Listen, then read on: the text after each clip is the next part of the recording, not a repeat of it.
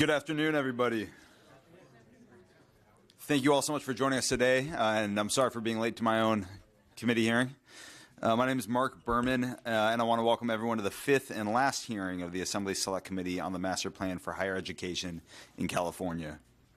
This hearing is being live streamed and recorded and will also be available for viewing on the Select Committee webpage, which can be found on my Assembly website under the California Master Plan tab.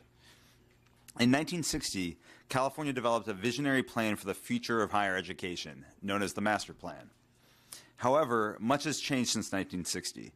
Population growth, increased student diversity, a changing leading industries and their need for talent, as well as the field of education itself.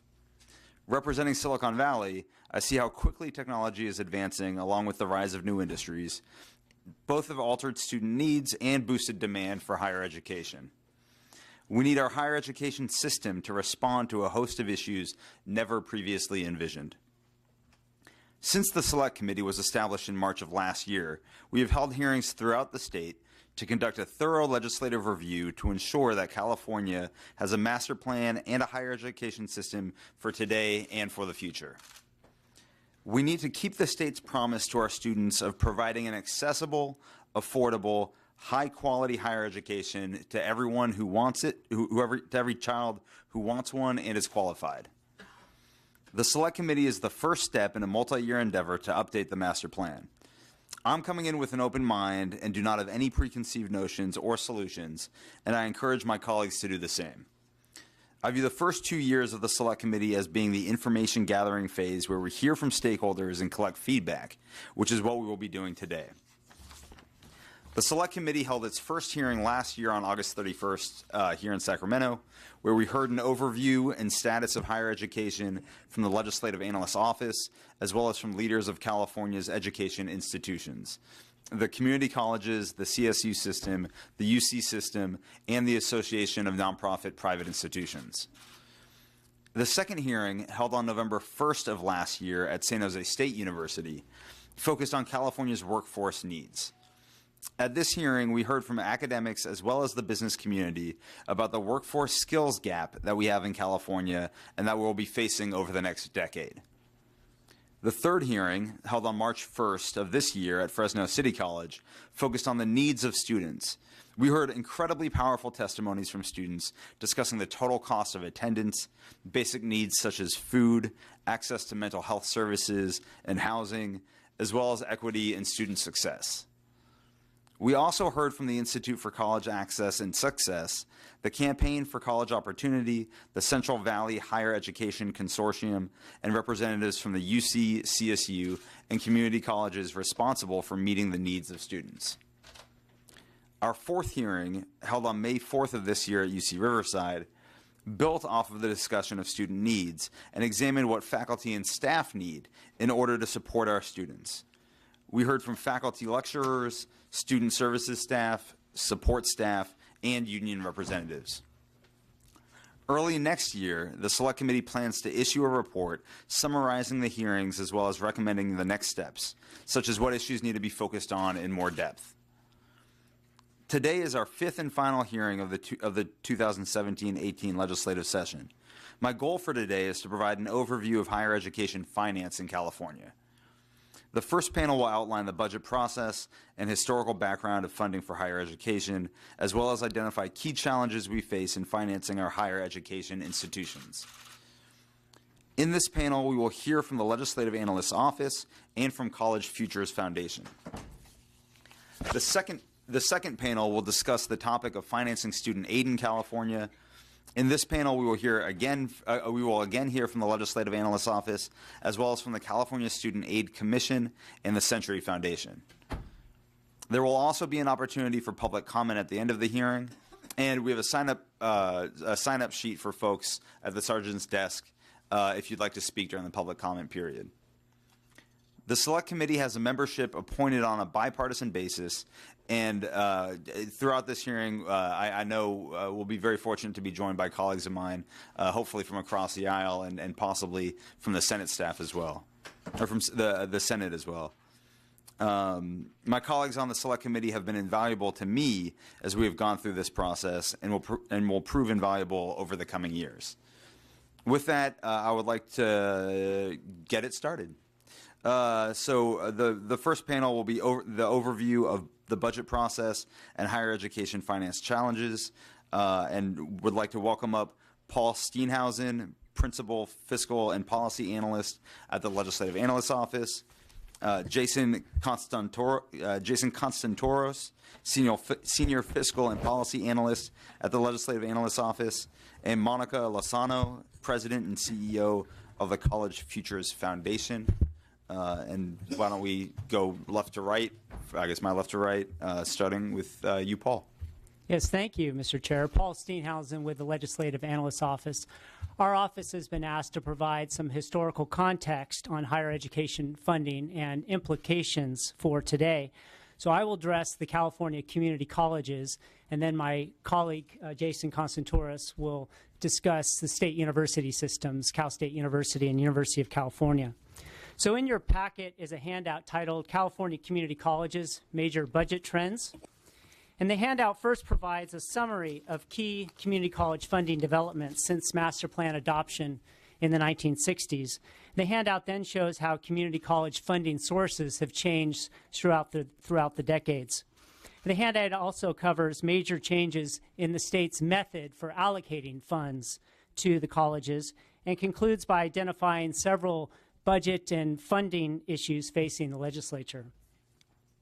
So as you can see from page 1 of the handout, there have been a number of big events, such as voter initiatives, economic upswings, and recessions that have played a major role in shaping college funding. As the handout notes at the top, at one time, community colleges relied primarily on local property taxes for their funding. That was when districts had the power, community college districts had the power to set their own property tax rates each year. This changed abruptly in the late 1970s when voters passed Proposition 13. As you know, Proposition 13 capped the property tax rate that local governments, including community college districts, could charge. Proposition 13 also limited local growth of property tax rates, assigned the state the task of allocating property tax revenues, and really created for the legislature a much greater role in terms of funding the colleges with state general fund monies. And through the years, the state's economic situation has had a major influence on community college funding. In good times, the colleges generally have seen an upswing in revenues and spending ability. And then in down times, most notably the recent Great Recession in the state, colleges have experienced reductions and cuts. As the middle of page 1 of the handout indicates, an economic downturn in the 1980s and the early 80s led to the introduction of the first community college student enrollment fee, which was about $5 at the time. Since 1988, community colleges, as well as K-12 education, have been governed by another proposition, and that's Proposition 98. And Proposition 98 guarantees a minimum level of annual funding for community colleges and K-12. So if you go to page 2, you'll see in a graphic form how funding sources have changed over a 50-year period. This is from the mid-1960s through 2015-16. And funding here is presented as a system-wide average per full-time equivalent student. The dollar amounts are adjusted for inflation, so you can compare the amounts over time. In the area of the graph labeled local property taxes, you can see the effect of Proposition 13 on funding. You can see that steep cliff in the late 1970s in that kind of darker gray area. You can also see how students' fees began to play a role in college funding, albeit a relatively small role. And as you'll hear in the second panel, that's because historically, community college fees have been the lowest in the country or among the lowest in the country, and the state waives the fee for students who demonstrate financial need. And you can also see there toward the end of the graph the impact of the 2008 recession, which negatively impacted funding per students in a quite significant way. And then you can also see, though, at the tail end of the graph, you can see the increase in funding per student. That's because of the economic recovery. And when this graph ends in 2015-16, per student funding is at its highest rate throughout these 50 years. It's over $7,600 per full-time equivalent student.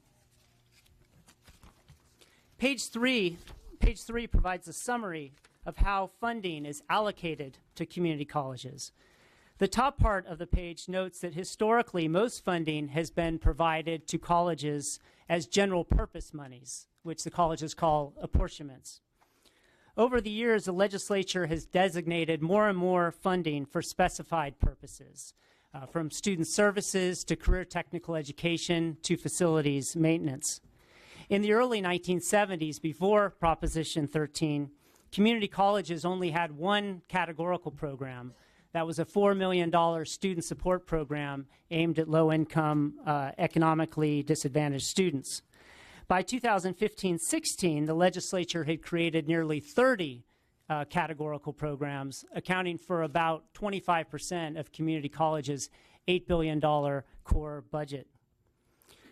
Now, largely as a result of tax base differences that predate Proposition 13, historically, community colleges have received somewhat different amounts of funding per student to serve their students.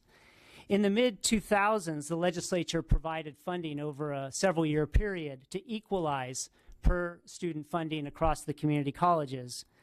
And just to note that this effort affected apportionment funding for credit instruction, which is largely college-level courses. Districts already had been receiving the same per-student amount for non-credit instruction, which is largely pre-collegiate adult-level type classes. Historically, community colleges have received apportionment funds based on enrollment. Funding that way has created a strong incentive for colleges to provide access to students.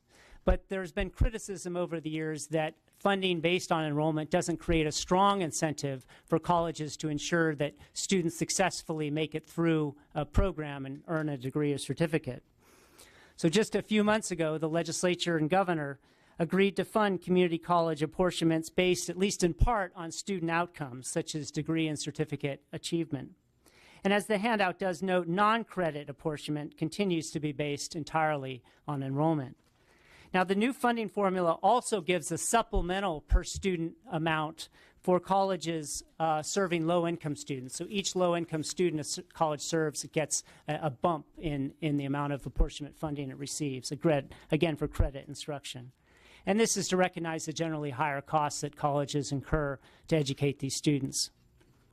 And along with the new funding formula, the legislature consolidated 3 student support programs into a block grant. That's at the bottom of page 3. So page 4 really takes a look at, in light of this historical context, in light of recent budget-related changes, what are some of the major issues facing the legislature? First, as the handout notes, has noted, over the years, community college funding has been negatively affected by recessions and strongly affected by recessions. The main protection against cuts during recessions is a strong reserve. And by the end of 2018-19, it's estimated that the state will have a total reserve of about $16 billion.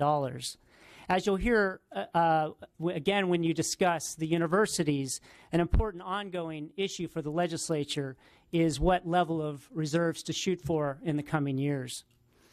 Second, the legislature faces an ongoing question of how much funding is provided via apportionments as opposed to categorical programs. Now, community college officials tend to prefer apportionments, which give them more flexibility to address local priorities. But the advantage of restricted funding from the perspective of the legislature is that the legislature can target funds for statewide priorities. Third, the legislature will want to monitor closely the effects of the new funding formula on college operations and student outcomes. And one of the issues to resolve is whether non-credit instruction should be funded, at least based in part on student outcomes. Now, related to the issues of both spending flexibility and the new funding formula, the legislature may want to decide whether other categorical programs should be consolidated, some of the other 27 or so that are still intact. The last point on page 4 of the handout concerns funding instruction and whether the legislature should promote more non-traditional instructional strategies through its funding policies. For example, best practices in other education systems identify competency-based education and prior learning assessments, such as challenge tests on courses, as a way to accelerate student progress. Yet currently colleges do not have a strong financial incentive to let already skilled students bypass certain classes in pursuit of a degree or certificate. So looking ahead, the legislature may want to revisit how funding policies can better support non-traditional instruction. And this goes to your point at the beginning in your opening remarks, Mr. Chair, about looking for ways the legislature and the state can respond to innovative changes that have never previously been envisioned. So there might be instructional practices in the future we haven't even anticipated now. And it's just keeping the policies and the legislative eye on some of those developments as they occur. Thank you. Jason Constantoro, Celio. My presentation will focus on the 2 university segments, and I would direct your attention to the handout on that, CSU and UC major budget trends. The format of my presentation will be very similar to what you heard in the CCC presentation. I'll focus first on major funding developments over the years. I'll then focus on changes in the ways the state has determined how much funding to provide the 2 university segments. And then I'll conclude with some areas for you to consider as you review budget practices for the 2 university segments. One thing to note just before I delve into the handout, my presentation will focus primarily on what we refer to as core funding. That is state funding and student tuition and fees. These 2 sources of funds are what are the primary source of funds for the education budgets for CSU and UC. Other more self-supporting entities such as federal funds for research grants, medical centers, student housing and dining and recreation and other activities like that will be excluded from this presentation. So turning to page 1, we provide an overview of some of the key developments over the years involving core funding. I think you can characterize all of these developments over the years in 2 key trends. The first is overall core funding for CSU and UC. Overall core funding has been somewhat volatile over the years, increasing when state revenues were generally strong and decreasing when state revenues were generally weak. A lot of that volatility has especially been on the state general fund side. If you look at funding per student over time, tuition and fees have tended to be a somewhat more stable revenue source for the universities. And then secondly, in terms of the mix of core funding between state general fund and student tuition and fees, you'll note that over time, student tuition and fees have become an increasing share of core funding. Now that said, we would note that as tuition and fees have increased, so has financial aid spending. And you'll have an opportunity to learn more about financial aid in your next panel.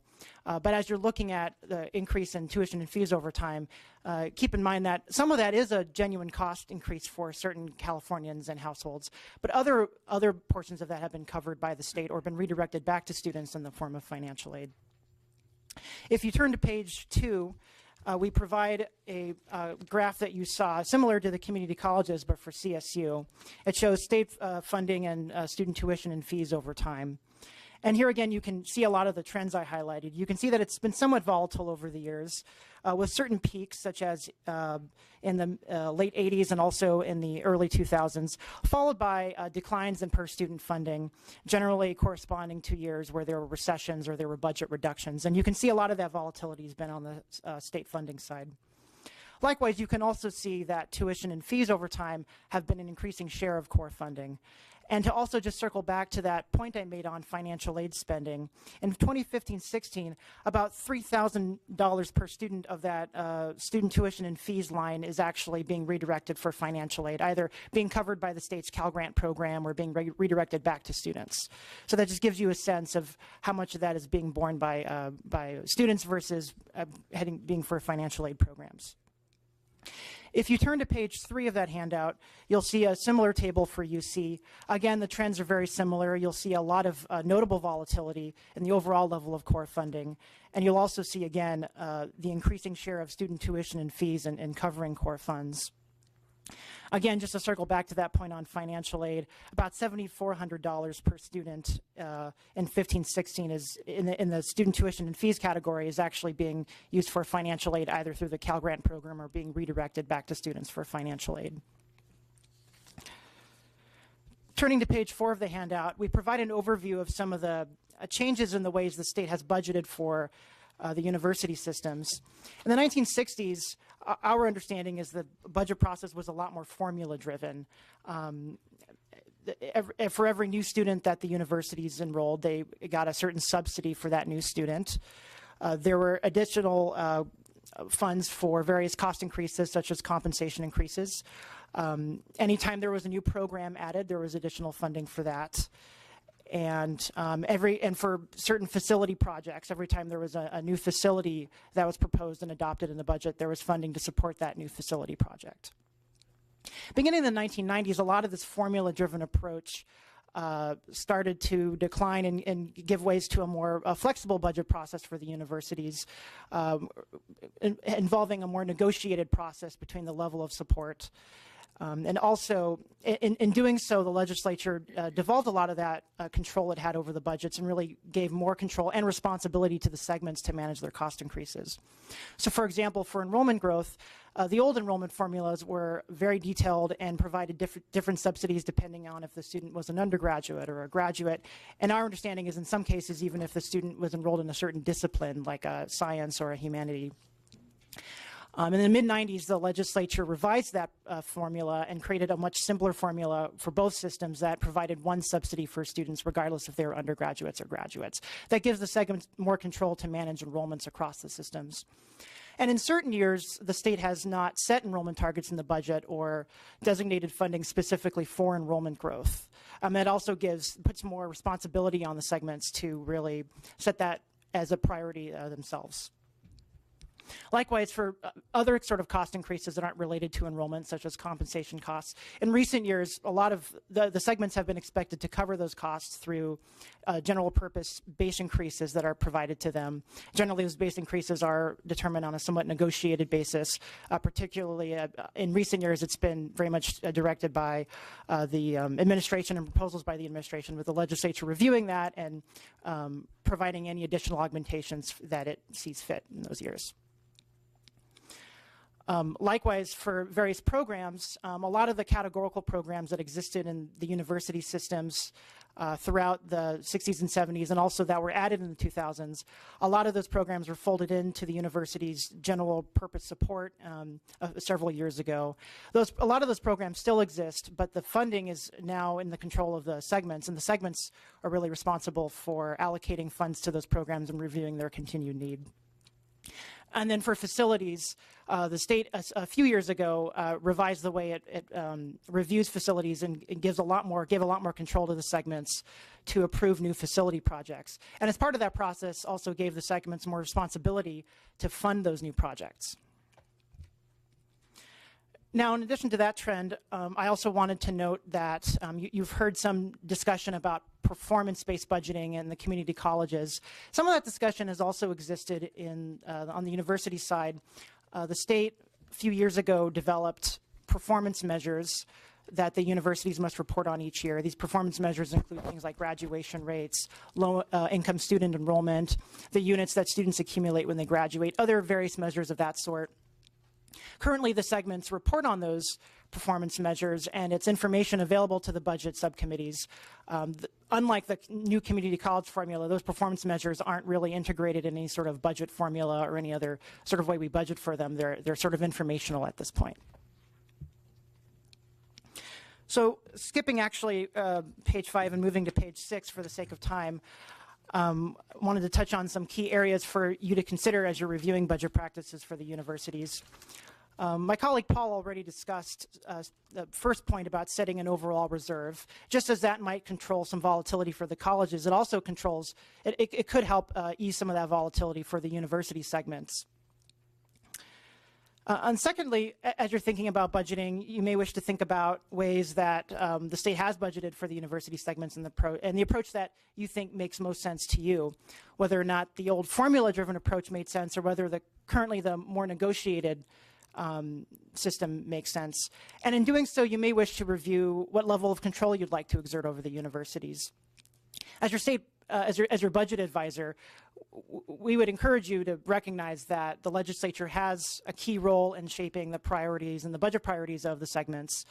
So the question for you is really how much control you'd like over these various areas, how much control you'd like over setting enrollment targets, reviewing compensation levels, and possibly reviewing other policies too. For example, the legislature very recently has used the budget process to review things like non-resident enrollment, pension benefits for UC employees, and very recently adopted a categorical line item for the Office of the President. So those are some ways that the legislature has tried to re-exert some control over the budget process.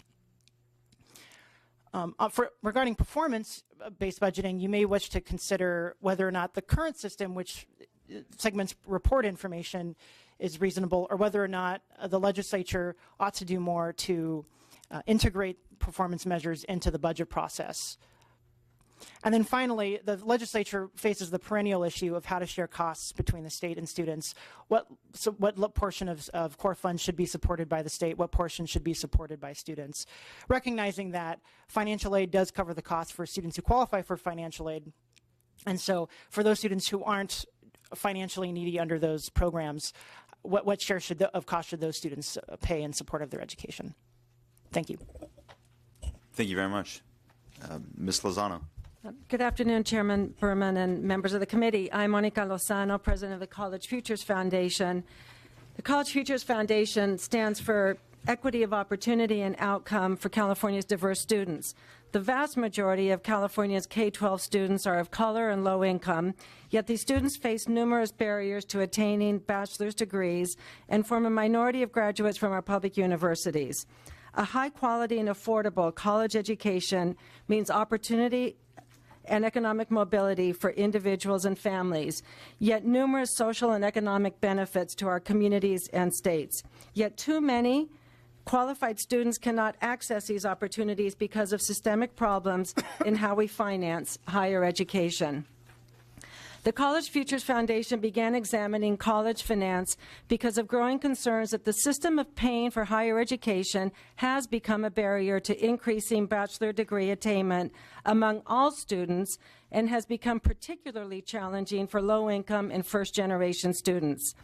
This led us to work on the topic of higher ed finance to better understand the elements and the issues and ways to explore solving it. Our primary focus has been on the CSU and the UC, which educates nearly 3/4 of the state's baccalaureate recipients. Over the past few years, we have convened a series of conversations among individuals with deep expertise in public policy and higher ed finance, and commissioned significant amounts of research. My comments and recommendations are a reflection of this analysis and the exploration of the issues. A growing concern. The higher ed finance problem has worsened over the last 30 years because of growing structural imbalance between revenues and spending. As we heard in flush economic times, the state can pay more, tuitions hold steady, and college enrollment is easier. In bad times, the state is forced to make drastic budget cuts, institutions reduce the number of students who can be admitted, and tuition skyrocket. When good times return, spending increases again, and tuitions are held steady, but nothing fundamentally changes. So when the next recession rolls around, the cycle of budget cuts, tuition increases, and enrollment cutbacks repeat. No one is well served by this wild ride of highs and lows. Not California families, not the state, not the institutions, or the people who work for them, and most particularly, not students.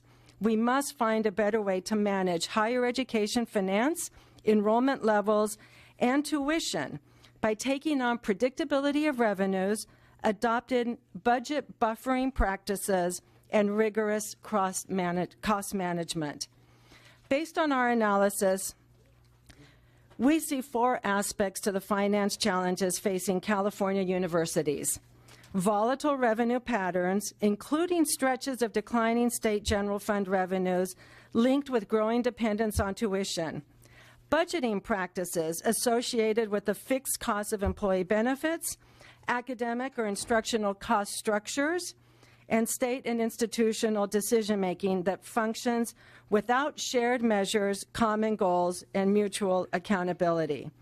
Given the solutions that require attention to all four of these areas, but the time limits that I have, I'm going to focus on three of them: revenue instability, cost management, and transparency in decision-making. Finally, I'll close with a short analysis and a description of the problems our public universities face in terms of capital finance, which we must address if we are to accommodate the growing demand for post-secondary education. Revenue volatility and a growing dependence on tuition. This is the most widely documented and best understood facet of the higher education finance problem. The unpredictable state revenue levels linked to increases in tuition by universities. As you've heard, the sources of revenue in California's general fund have shifted substantially in recent decades to personal income tax and high income taxpayer. The income earned by these taxpayers is more dependent on capital gains, making the general fund disproportionately affected in economic booms and busts. This was abundantly clear during the Great Recession, when state economic activity shrank 4%, but general fund revenues declined by more than 19%. As general funds drop, tuitions charged to students increase, and tuition is now the largest revenue source for core programs in the UC and half of core revenues at the CSU. And given that major tax reform is highly unlikely, we must find ways to buffer against these inevitable precipitous declines. Budgeting practices associated with fixed costs. Both state and university budget practices treat employee benefits as fixed costs, which means they are funded ahead of other priorities. Even as revenue has become less predictable, a larger share is needed to pay for the fixed costs of employee benefits, pensions, and retiree health care. Benefit levels have improved, but the primary cost driver has been the cost of health care and changes in accounting rules that now require benefits committed to retirees to be shown as institutional liabilities or debts. Pension benefits are guarantees and cannot be reduced for existing employees or retirees, nor would we recommend that. But we do believe that the problem of spending on benefits is well recognized within California and nationally, and whatever changes that need to happen must happen slowly over the years. State and institutional decision-making. State and institutional decision-makers too often are working at cross purposes without common goals, shared language, or mutual accountability. State government and higher education are complex systems that rely on multiple decision-makers at various levels of authority. The absence of shared goals, common fiscal benchmarks, and accountability systems hamper attempts to adequately plan for and manage resources in a way to advance student success. The way forward. Given the complexity of the challenge, we think a comprehensive approach that includes revenue buffering, tuition stabilization and predictability, cost management, and productivity improvements are required to address all of these. Revenue and tuition predictability. The state and higher education system should address revenue smoothing to reduce volatility from year to year and build better predictability for institutional leaders. This should occur through a combination of moderate and predictable increases in general fund support from the state, moderate and predictable increases in tuition by cohort, accompanied by need-based aid to protect college affordability for low-income students, and increases in the contingency reserves dedicated to higher education. The long-standing habit of buying out tuition in good times and letting the level spike in recessions need to end. Students, the institutions, and our state are better served through modest and predictable annual increases in tuition matched with same-size growth in state funding. And the decision-making process for employee benefits should be revised to increase transparency and to illuminate trade-offs between spending on benefits and other options, including salaries, new faculty positions, lower increases in student tuitions, etc. So we believe that a comprehensive problem requires a comprehensive solution, and illuminating both the cost and the revenue side and the legislative decision-making required in shared governance is the path forward. Now let me turn very quickly to capital finance. I've just discussed with you the important elements of California's public higher education system: revenue volatility, employee salaries, benefits, etc. But there is another massive expense looming on the horizon, which has to do with expanding facilities at our public colleges and universities.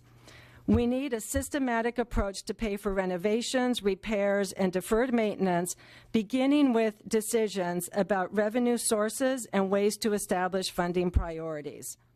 This requirement is made even more apparent by the fact that our colleges are unable to meet the demand of graduating high school students for college slots, especially because graduation rates have now shown such dramatic improvement. The proportion of high school graduates who've completed the courses required for admission to UC and CSU campuses has increased dramatically, and we should provide a place at our public colleges and universities for these qualified students. It will be challenging, but it is both necessary and doable, and that there's no time to waste. So the needs in capital financing in higher ed are enormous and growing. The California community colleges, the UC and the CSU, have estimated that they will need a combined $47.2 billion to construct new facilities or modernize existing facilities in the next 5 years alone. The growth in undergraduate enrollment needs to be accommodated. We need to fund allocations for capital outlay in a way that is consistent and clear. And the historic separation between operating and capital budgets only contributes to the funding problem. And of course, as we all know, deferred maintenance needs are growing on an ongoing basis, and maintenance has been cut significantly. So while there are challenges, there are ways to address the problem. And California needs to move away from the current approach to higher education capital finance towards a much more well-defined systemic approach. College Futures Foundation is today involved in a research project to determine the capacity challenge in higher education through 2030. This includes assessing contributors to demand and supply, along with ways for better utilization of facilities across higher education segments, including community colleges and private universities. We believe that there must be innovative ways to maximize space and coordinate between educational institutions. So in conclusion, the future of our state hangs on our ability to provide a quality education to every student who is qualified and motivated to seek a college degree. Solutions must include a focus on affordability and total cost of attendance, which I know our next panel is prepared to address. But achieving solutions posed by the current system of higher education requires a systematic and thoughtful approach that takes the long view. And it's heartening to see the legislature and other leaders across the state taking the issue of higher education finance seriously and exploring thoughtful solutions to reaffirm our state and the master plan's commitment to access of opportunity. Thank you.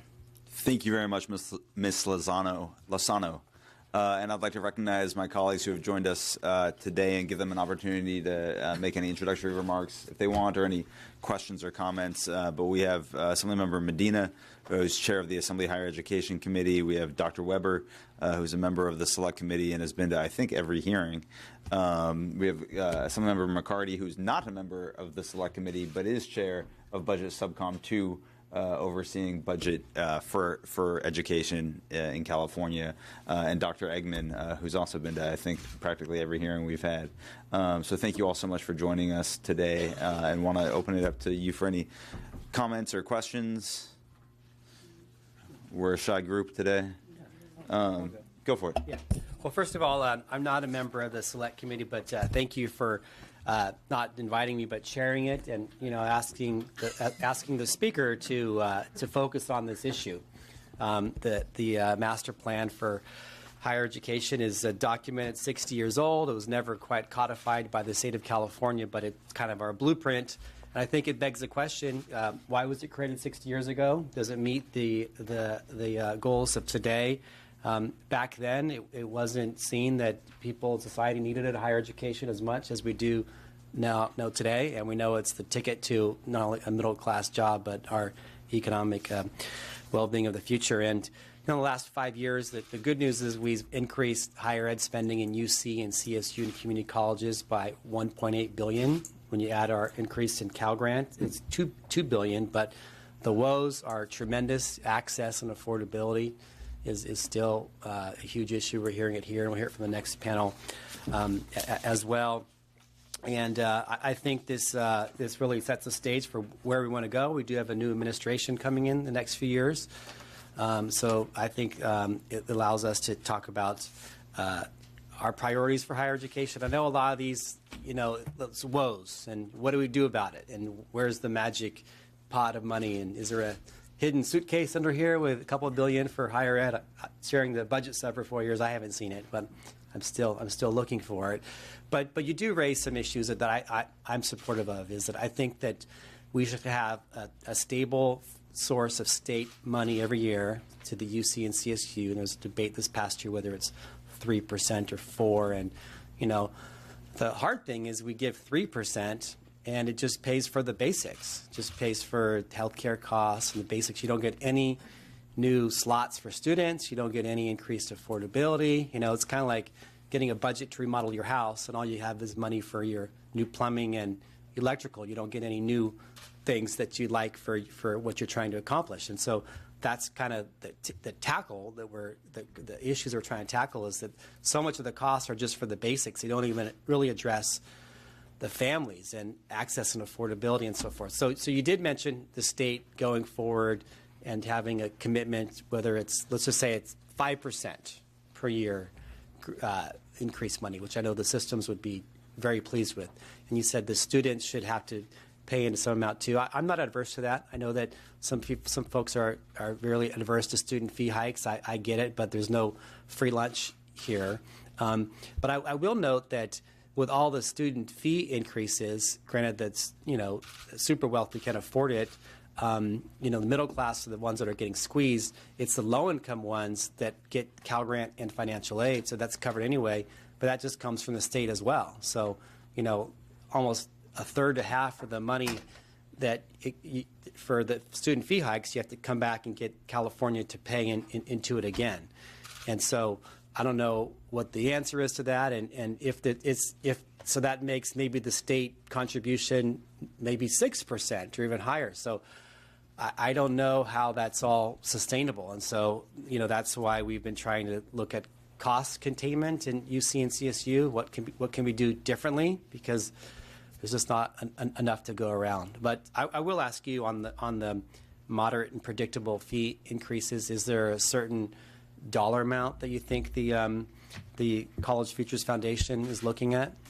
There is no dollar amount. What we're recommending is an approach, and we're actually about to undertake another set of research questions that would look at it comprehensively. So if you model this out over years, we're modeling it out to 2030, what would the appropriate level of core revenue growth be on any singular year, matched, we would hope, in tuition so that it's moderate, predictable.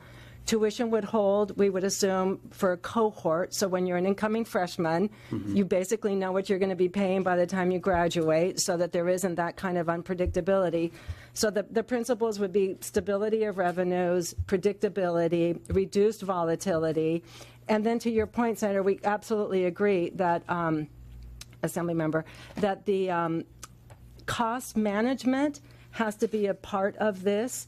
So putting in place some productivity measures that, if those were proved, then in fact there might be some release of reserves. How would you create some sort of a stabilization fund? So these are all concepts that because we believe that one thing by itself can't solve this riddle. It really has to be comprehensive. And so we're going to be doing some work that looks at both identifying what is the appropriate level for a reserve, given that there's an inevitable downturn.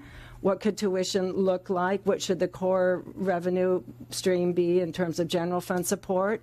And then what kind of accountability measures around cost containment and productivity? So all of that together perhaps could begin to look like a comprehensive package that could be supported by the public, the systems themselves, and hopefully the legislature, if that be the case. And then maybe I have a question for the LAO. You know, the governor and even the chief legislative analyst has said that, you know, a recession may be coming one day, and we can't count on these increases we've seen for the past 5 years. And so how do you view the long-term funding structure of higher education and how we should, you know, address this complex financial riddle? Well, I think we echo a lot of the things that College Futures just noted. I think one of the big challenges, if you look historically, has been that volatility. And so I think one of the key tools you have at your disposal is to set a sort of reserve in the budget every year that you can draw on when times are bad. That's a key tool before you. And thinking about, you know, setting that, you know, you have a constitutional requirement. You also have another reserve that you have more control over. You have a couple of different reserves that you can draw on when times are bad. And that's sort of the key tool I think we would encourage you to think about as you're thinking about ways to have funding be more predictable and less volatile.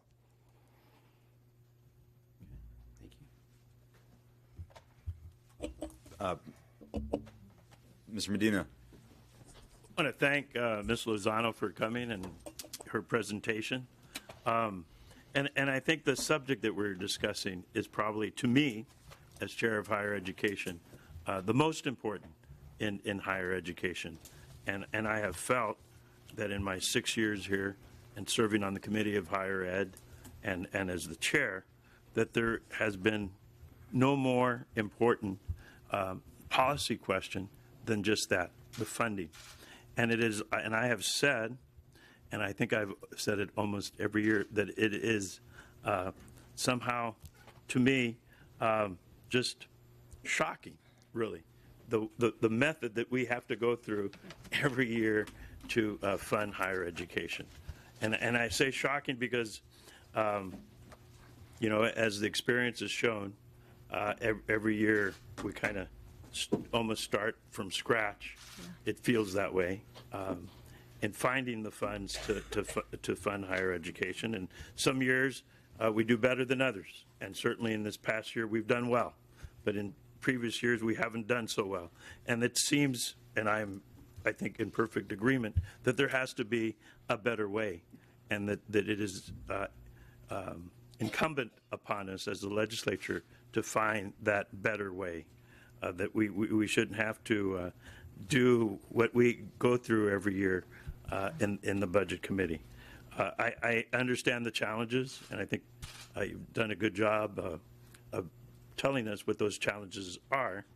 But I, you know, would commit to working with this chair and chair of the Budget Committee of Sub 2 to find a better way. And I think the citizens of California, the students of California, are deserving of a better way. And certainly for whether you're a parent or whether you're a student and you have to go through wondering, you know, how much is tuition going to go up every year while you're a college student is something that students and parents shouldn't have to go through. So I thank you very much for this. I know it's a difficult subject, but certainly one that is very, very important. Thank you for your comment. Thank you very much. Dr. Weber. Yes, I thank all of you for the information, and I think those of us who've been here a little while know that you know it's a complex issue in terms of funding and financing. What do you? I'd like to ask if, in a perfect world, what would we do? Because I think what we're talking about now is rearranging the chairs on the Titanic, And the bottom line is this thing is going down no matter what. So, so I'm trying to figure out, in a perfect world, what would we do? I know other places have talked about, other states have talked about paying it forward in terms of free education for students who then pay for it after they've graduated, and so that creates a different stream of resources. I mean, what would we do? I'm from the original University of California, I call it, the original that lasted for a long time, where we paid no tuition. We only paid fees of $80 a semester. And our community colleges, when I started teaching, paid $37.50 a semester. They paid fees. They never paid for the professors and the education and so forth, as you can see in looking at the chart and how it's changed so dramatically. So I'm trying to figure out, in a real world, how do we get back to that? Because I think when we talk up here, we're talking about the things that we know and not things that we don't know.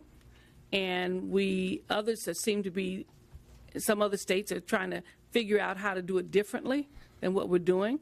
It would be interesting to know, I'm sure like most folks, you just heard somebody talk about, how we do taxes in California is all wrong. And so as a result, in the old way, it seemed to be much more stabilized funding, but that's a difficult issue to bite off with the public. And yet, at the same time, if they had some assurance that there would be some dramatic changes, like free education, like we used to have, or that people became accustomed to, it might be possible to throw that into the conversation. So as we're talking about, the California not of today but tomorrow, it's where we almost become, depression proof in some way, or recession proof in some way, because of the way we fund things and how we operate. What do you folks see? I mean, you're the numbers crunchers and the financiers and all those folks. In a real world, and I shouldn't say the real world because we're in that now, but in an ideal world, what would we do? I know we can say we could stabilize funding. I don't know what that means in a world that's unstable. Okay, so what are we talking about, and how do we get there? Well, you identify a few problems: volatility of revenues, priorities. Do you have, free college for all, or do you expect some individuals to pay for their cost of education?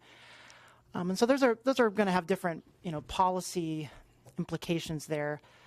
I think you're right to point out that, you don't live in an ideal world where you have all the resources that you necessarily want to work with, and you can't perfectly predict what the budget's going to be 5 years out. And in some cases, our office, we do a forecast every year of the budget, and even predicting 1 year out, there's uncertainty associated with that. So you do face that reality. We recommend setting a reserve every year in the budget.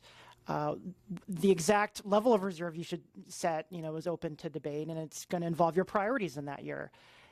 You also have the ability, and the legislature's done this in the past, to keep ongoing priorities down and commit some funding to one-time priorities when times are really good. And those are two ways the legislature has done that.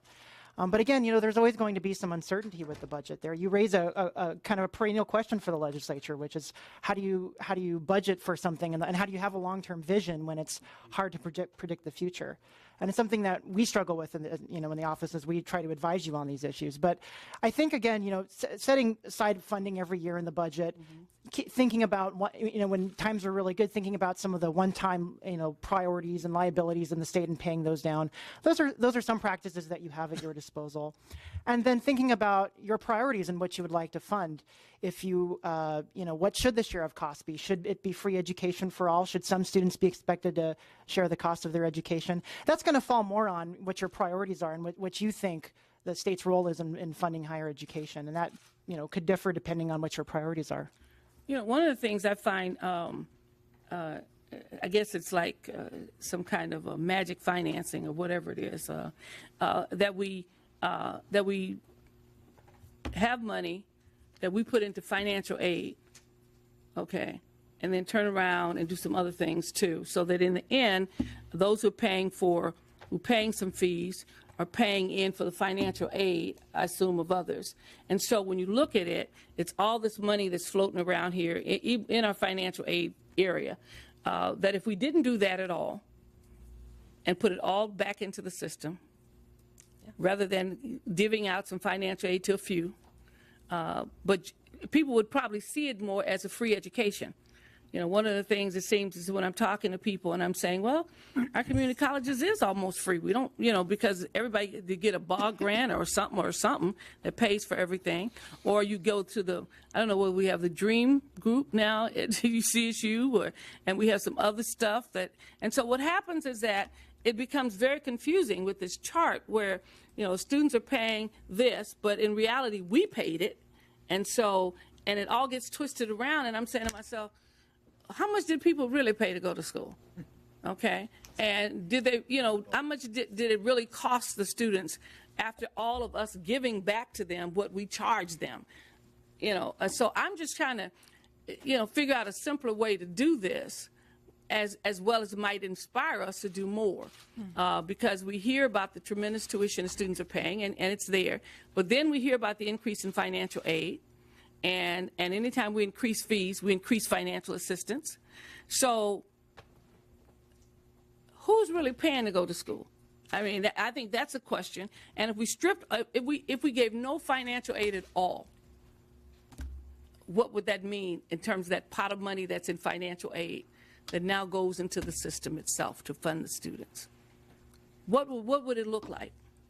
Has anybody asked themselves that? Have you guys asked that question? If we didn't do any financial aid, put all the money that we give in financial aid back into the system, what will we then have to charge students to go to school? You know, I don't have an estimate on that. In your financial aid panel, we do have a handout where we describe when you factor in not only the state subsidy, but also state funding for financial aid and backing out tuition discounts that students get, right, how much California residents are actually paying, and it's less than I think people realize sometimes. It's and I don't have the numbers in front of me, but it's like 5% at the community colleges, and it's maybe around 17 to 30% at UC and CSU. The actual numbers are in your handout, so I would defer to the handout on that. But so we have done that exercise in terms of if we were to put financial aid, all of that funding back as a direct subsidy for this. Segments, you know, what would student charges be adjusted to? I don't have that in front of me, but that, you know, that is a calculation maybe you could do if, you know, thinking through it a little bit, but I don't have that estimate in front of me. Well, I mean, and this is one of the questions I always have, because I always hear about the financial aid package. I hear about what we charge. I hear about the financial aid. Hear about something else and something else. And so I'm trying to figure out how much are most students really paying, and is it reasonable to say that we are charging tuition and then paying for it at the same time, you know, so that we're giving the students what we charge them. And like I said, I had no realization of that until someone mentioned, well, the tuitions will increase, but don't worry about it because we got it covered in financial aid.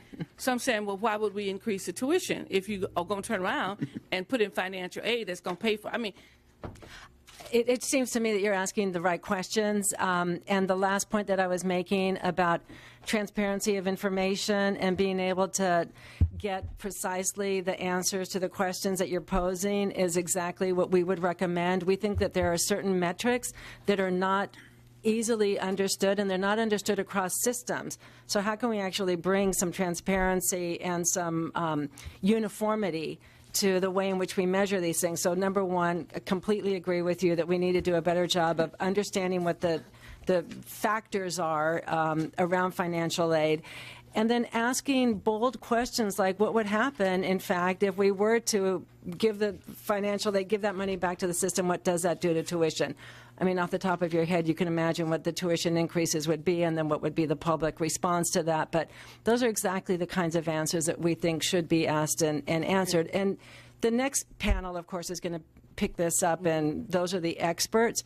But, of course, financial aid doesn't cover total cost of attendance, which is the other thing that we need to be very thoughtful of. Well, my thing is that if we did away with financial aid and gave the money to the institutions, the fees would decrease, not increase, because that money would go to basically do what it's doing now. I mean, you're giving the money to the students to give to the universities or whomever, whatever this is. And so that money then, it's like we gave them money, they turned around and gave it back to the institution that we could have given to directly to educate the kids. So that's why I'm asking, you know, I mean, it's I won't say fake news or fake information because that's too political, but it's not as clear as it could be. More importantly, I'm not sure if it's as effective as it should be, and it doesn't really give us a full sense of what we're doing in terms of educating kids, how much money we're actually putting into those systems, and that money would be used to run the systems, so that they could not all of a sudden increase tuition, because if they want to increase tuition, when they increase tuition, we pay for it anyway. Okay, so as a result, the money is it's all the same money roaming around in the same pot. There may be other resources that are at private institutions and so forth and so on that we fund. That's a different story. But I'm talking about the campuses that we have, the CSU, the UCs, and others. If we give them a BOG grant, instead of giving the BOG grant to pay for the so-called tuition that students have, we give it directly to the institutions. Here's the money to run the institution. And then that may give us a perspective of how much we need to close the gap to have free tuition completely. In some places it may be closed. In some community colleges, CSUs might still have some gaps that are there that are made up by federal grants and so forth and so on. But it just seems strange to me that we're an institution, that we have these universities, and we have these fees we charge them, and then we pay for those fees with financial aid. Now, clearly some students don't qualify for financial aid, and that may be a variable in determining what students pay. If we pay for everything, which students who have certain income have to pay additional fees or something that might be there. But it just seems like it's money that's going in a circle, and as a result, I'm not sure if we're as effective as we could be in planning that money because of all the things we think we should do in order to finance the system. And I wanted to note two things. I understood one of your questions was, after financial aid, what does it actually cost students to go to college? Right. And there are estimates of that, and we actually have a table in the next panel that shows cost per student. So you have an opportunity to review that table. That might get at some of the questions you have. And that, I guess that deals with books, maybe some lab fees occasionally. Right. But we'd probably pay lab fees if we put the money in it. They may have to pay for books. And of course, if they don't live on campus, they'd have to pay for lodging. Okay, I assume. So those are the kinds of things that, to me, we need to be asking ourselves in terms of how we're currently financing it, rather than just figuring we need to find some more revenue somewhere else, which we probably do, but also, having a special fund for the rainy day, because we'll probably never have enough money in the rainy day fund to actually have a real rain on us. And so that becomes a real challenge. But I'm always in awe of the financial aid piece, because, and those systems that are there, because they seem to be, like one hand given to the next hand, and it ends up in the third hand, which is where we wanted to go in the first place. And I'm just thinking, why did we do all that? Just to give the money back to the institutions. It just doesn't make any sense. Housing, those kinds of things, that's there. But, selling certain people to have free tuition, just don't charge them tuition and give the money to the institutions where they're going, rather than give it to them so they could pay their DREAM Act funding or whatever it is and come back around in a different kind of way. It just seems like a tremendous waste of energy, but also not very clear to us with how much we are actually supporting the institutions. Well, thank you, Dr. Weber, for doing a great job of teeing up our next panel. And I'd like to thank this panel very much for coming and chatting with us today and all the information that you provided. Thank you. Our next panel will be on financing student aid in California. And we're going to start with Jennifer Kuhn, Deputy Legislative Analyst at the Legislative Analyst's Office, followed by Lupita Cortez Alcala, Executive Director of the California Student Aid Commission, and Robert Shireman, Senior Fellow at the Century Foundation. Thanks all so much. Thank you. Jennifer Kuhn, Legi Analyst's Office. You should have also a handout in front of you, financial aid, major budget trends. I was asked to provide a high-level overview of funding for financial aid programs in California. I do think it might help address some of the discussion questions that you just had. So starting here on page 1, it looks at major financial aid developments. The state first provided subsidies directly to the institution, so it's done this for decades. When the state provides funding directly to each of the segments, it effectively reduces tuition for everyone, whether they have financial need, demonstrated financial need. So when you look in 2015-16, the state subsidies to each of the segments was covering 95% of the education cost at the colleges, 68% at CSU and 62% at UC. So these state subsidies were covering a preponderance of costs at several of the segments. In the mid-50s, the state provided its first targeted financial aid program. So rather than giving money to the segments, it gave it directly to financially needy students. The very first state-funded program focused on tuition assistance. It focused on high-cost institutions, including private universities. The federal government got involved in the 1960s, creating their own grant and loan programs. And those programs created in the 60s are the precursors of what we have today. So the federal government today has a large Pell Grant program. It also has large student loan programs. In the late 1970s, at that point, the state had a patchwork of state-funded programs. So it replaced those programs with the Cal Grant program. And the structure put in place for the Cal Grant program is largely the same as it is today. So back in the late 70s, the state created the Cal Grant A program that would provide tuition assistance for sort of middle-income students. Cal Grant B would provide both tuition assistance and some living coverage, but it would do it for the financially needier students, the lower-income students.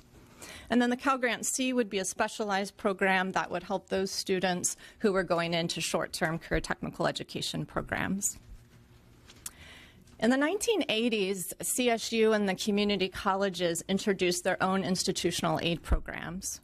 We'll talk a little bit more, but at this time, institutional education fees are being instituted. Institutional aid programs at the community colleges are intended to cover those education fees. So at this point in time, over time, the community college program traditionally became known as the Board of Governors Fee Waiver Program. The CSU institutional aid program became known as the State University Grant Program. UC had already had an institutional aid program in place, and it had covered tuition as well as living cost. Traditionally, that's been called the University Student Aid Program. So if you turn to page 2, it just highlights a few other major developments over the decades. So the state made Cal Grants an entitlement in 2001. So those students, particularly who are coming straight out of high school and or were only spending a few years out of high school before going to community colleges, and then were completing their transfer college lower division courses at the community colleges in just a few years' time.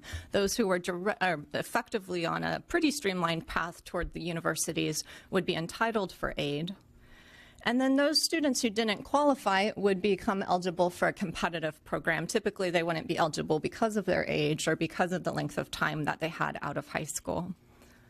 And then the state made some refinements in 2001 to the Cal Grant C program, just refining it, trying to target it to disadvantaged students to certain high workforce demand areas. From 2001 through 2014, the state took a variety of actions to give some aid opportunities to undocumented students. So over that course of time, it allowed these students to qualify for resident tuition charges at each of the segments. Then it allowed them to qualify for state-funded aid, and then it allowed them to get state-funded loans. During the recession, you've heard a lot about state funding dropping and tuition charges increasing, and at this time there was increasing concern with middle-income students, even those who wouldn't have traditionally been defined as financially needy. And so at this point in time, 2013-14, the state puts in place the Middle Class Scholarship Program. Today, that program's fully implemented. It covers 40% of the tuition charge for middle-income students who don't qualify for the Cal Grant program. And then even more recently than that, just the last few budget cycles, the state has created some programs to provide living assistance to community college students who do qualify for the Cal Grant B program, but who qualify typically for a rather modest living adjustment. This is to provide them a more generous living grant if they go full-time. So for example, if they take 15 or more units, today they qualify for $4,000 in grant funds above the Cal Grant B Access Award, above the Pell Grant if they apply for it. Page 3 and 4 then focus on more deeply what's happened to tuition and financial aid over the years. So in the early 1900s, going way back, UC had things called fees. It wasn't until the 1970s where they created an education fee that over the decades evolved into the tuition charge we know of today. CSU also had history of course fees, material and service fees, but they didn't create the state university fee until 1981-82. This also has evolved over time to become the tuition fee. CSU created its enrollment fee in 1984. In all of these cases, that education fee has ebbed and flowed with the economic cycle, increasing, as you've heard lots about, during recessions. This is times when the state funding is dropping. It's also the time where family wages tend to be stagnating and unemployment tends to be increasing. Just in contrast, during recoveries, state funding is increasing, so fees are held flat. This is also the time when family incomes tend to be increasing, unemployment dropping. When you look at the period, the 25-year period stretching from 1990 through 2015 in inflation-adjusted dollars, you see that the fee at UC and CSU has increased 15 times, and at the community colleges 30-fold. So obviously very steep increases. Despite those increases, community college fees today are still the lowest in the nation, as CSU is low relative to its comparison institutions across the country. By contrast, UC's tuition charge is a little bit higher than its comparable institutions across the country. If you turn to page 4, it gives you comparable information on financial aid for undergraduates for students in California. Spending on Cal Grants goes up as tuition increases, so you can see those trends. You can see in inflation-adjusted terms, financial aid spendings increased 5-fold over the period. So by 2015, more than $8 billion is spent annually on aid for undergraduates. The next page gets at some of the conversation you were having earlier with net price. So financial aid appears to be working generally as intended, where lower income students are facing lower net price. So what net price is a measure of is looking at, from a student's perspective, their cost of attendance. So not from the state's perspective, but from the student's tuition, living, how much does it cost? Is it up to $30,000? It subtracts all of their gift aid and looks at how much then is the price that they have to pay. And the graphic at the top shows you just the income distribution across each of the campuses. So you can see that students at the colleges are lower income than at the universities. 67% of community college students, for example, come from families earning less than $30,000 a year. For those students in that income range at the colleges, they're paying either out of pocket or through some sort of borrowing or work earnings, $5,731. These are 15-16 numbers. But you can see across all of the segments that as family income goes up, that net price goes up. This is what you presumably would want to see, that as families' incomes improve, the amount that they pay out of pocket increases, but that the financially needy students are paying the least. This is a trend you see again across all of the segments. The reason that net price is as low as it is in California is because a substantial share of undergraduates do get their fees covered. So 58% of undergraduates at the community colleges, almost two-thirds at the universities. This is a conversation, again, just to maybe address one of the issues. If you were to, for example, think about UC, and right now they're charged $12,000. So if you were to say, hey, let's cut it in half to $6,000, the issue there obviously is you're now charging everybody $6,000, some who might not be able to afford it. So that might be the thing that prohibits them from going to college.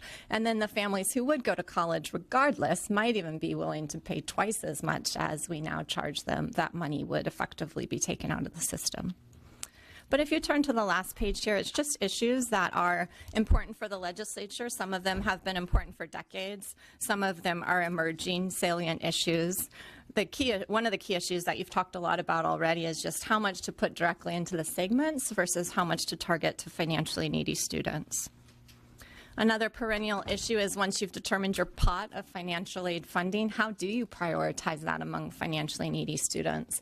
How much attention do you dedicate to aid, time out of college, income and assets, academic criteria? You're going to hear about some suggestions for changing some of those criteria in an effort to simplify and make it easier for students. You'll hear about that later in the panel today. The third issue, which is increasingly high profile, has to do with how to provide aid to cover living costs. So the state has a tradition of providing some living aid for the lowest income students, but more recently it's trying to expand the amount of living coverage that it provides. But it's a lot of issues are emerging as it considers this. How many years is it okay if a student is in college 5, 6, 7 years? Would the state still cover living costs?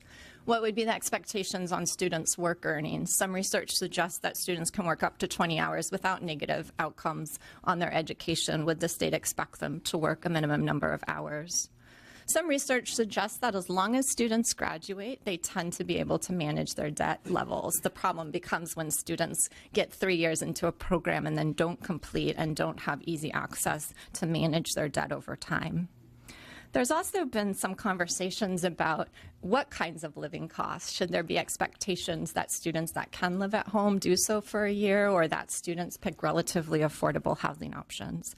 Many issues have been emerging in trying to figure out how to cover living costs in an effective way. And finally, you're going to hear much more about how complex the system has gotten from your perspective, from students' perspectives. So trying to simplify the system while still taking individual student needs into account. So what are your options to have a responsive system that's still much easier to understand? And I think you're going to hear about some very reasonable options that you might consider later in the panel. Thank you very much. Please. Hi, good afternoon. Lupita Cortez Alcala on behalf of the California Student Aid Commission. It's a pleasure to be here, and thank you for inviting me to this panel and this hearing. First of all, I am incredibly privileged to represent the Student Aid Commission that administers that $2 billion in state financial aid. And today, because Jennifer has gone over some of the current programs, you know, she didn't name them, which is fine. But I'm going to talk a little bit about the shortcomings and then what we envision. So I cut at least my testimony at least by 1/3 or so. So I hope that's helpful. First of all, we have a very generous financial aid program, which is $2 billion, that provides awards to about 400,000 students. And of course, the demographic of the student has changed over the last 15 to 20 years. So we have a lot more students that are first generation, low income, that also are students of color, of course, and we are encouraging all students to go on to a post-secondary education. So the student of today looks different, works more, and might even be older and more non-traditional. We also have the prestige of offering choices to students. So they can attend a UC, a CSU, a community college, and they can attend a private, for-profit, or non-profit, WASC accredited. And so students have that choice, which is unique as well in our state. But some of the sort of challenges that we've been facing has to do with student debt, food and housing insecurity, and not to mention student completion.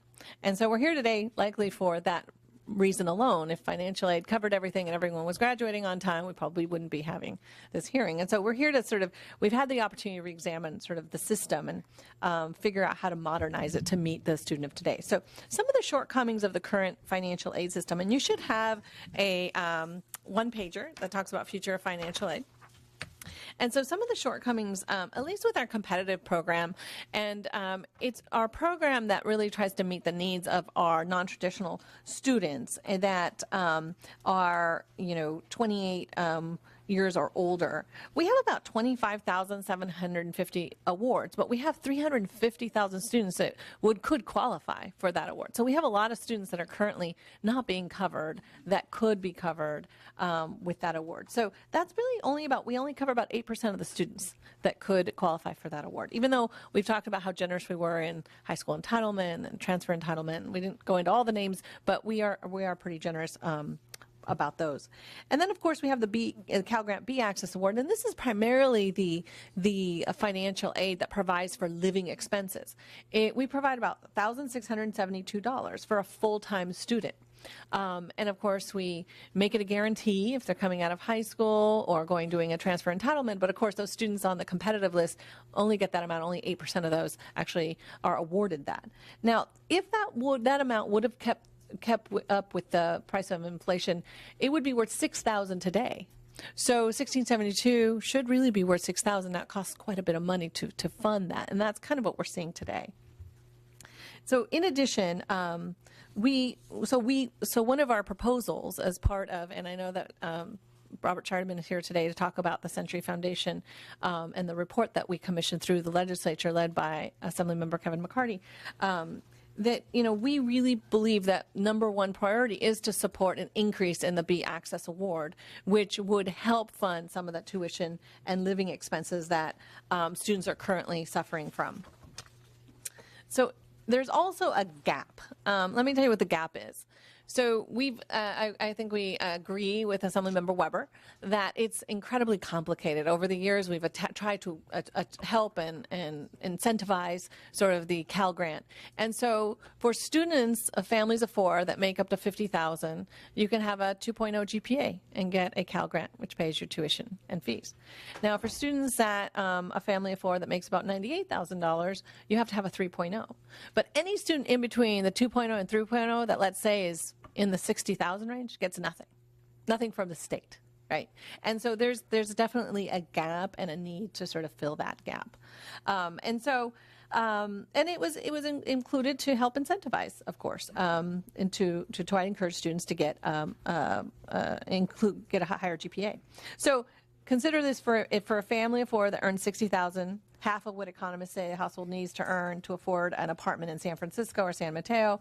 The student, could earn below a 3.0 and would get nothing to live. So clearly they earn the need, but they wouldn't have that opportunity.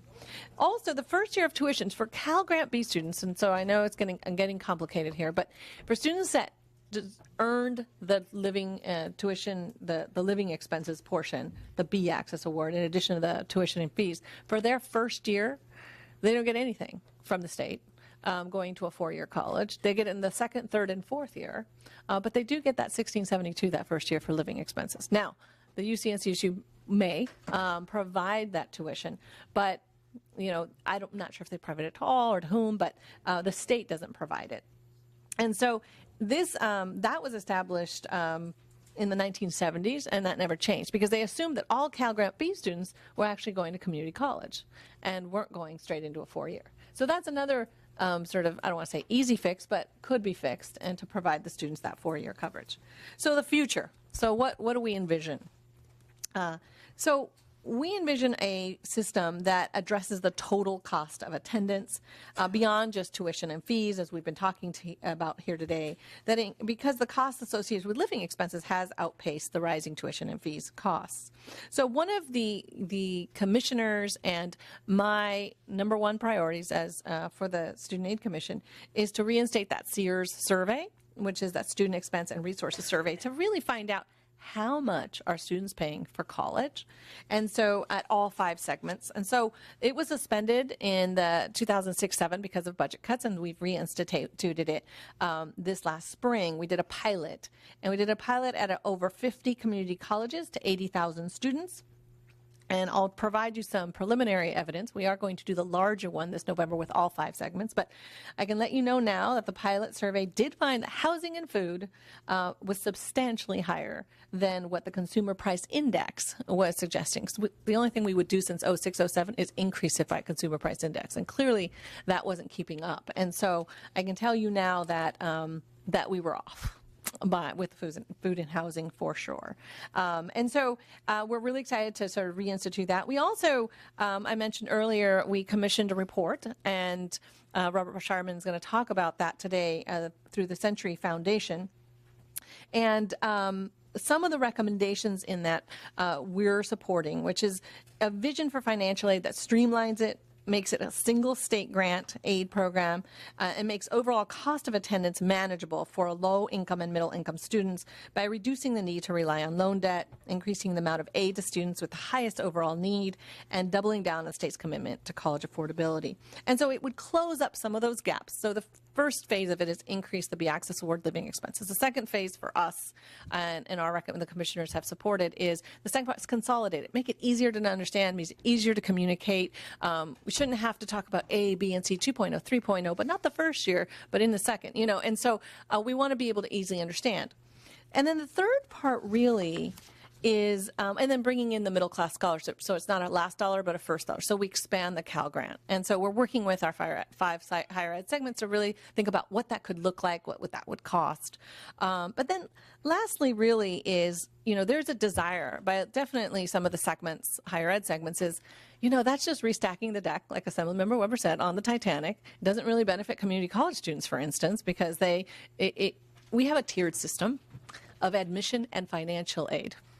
So the more prestige the institution, the more financial aid we provide the institution and that student. And so guess who gets left out? That community college student, right? They don't get as much aid. And I know that the legislature and the governor has done so much more with the California Promise this last year to really boost that and increase that. But in addition, I hadn't mentioned Cal Grant C, and those are students seeking a career technical education. We, up until recently, provided them, literally for an entire year, $547. So we upped it to $1,000, but it's less than the $1,672.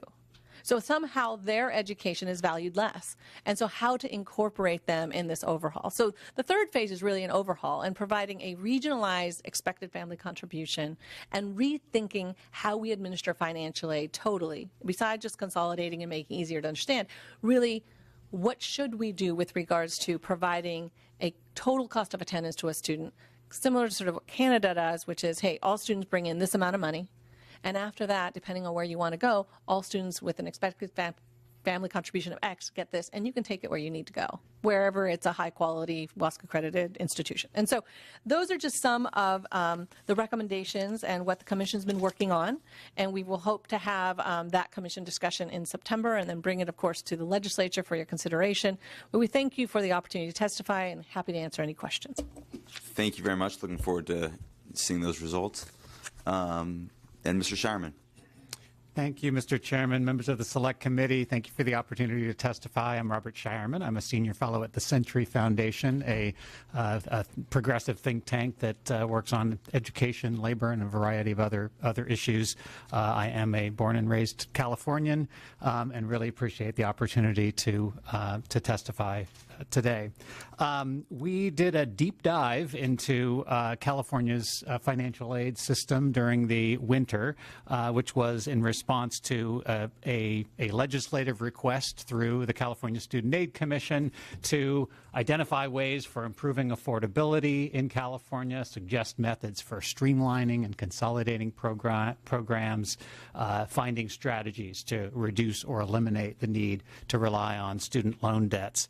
We conferred with everybody we could in a very short period of time. The Student Aid Commission and staff were very generous with their time and with our hundreds of questions to them and asking them to lead us through excruciating detail of exactly how things operate and show us what data they have, what data they don't have.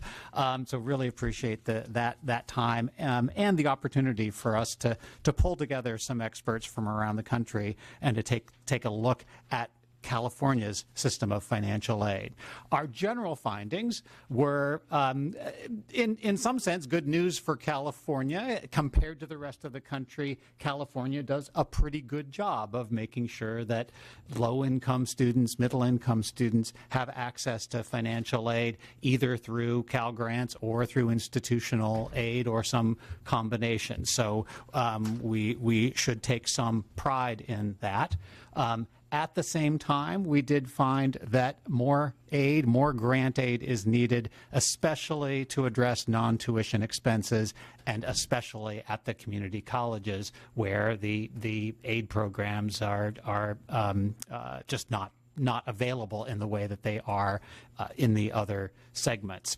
We also found a serious lack of coordination among the various pieces of this financial aid puzzle that makes things hard for students and for anybody involved in the administration of the program, whether that is folks at K-12 schools who are trying to provide GPA information, to folks working in the financial aid offices at colleges and universities.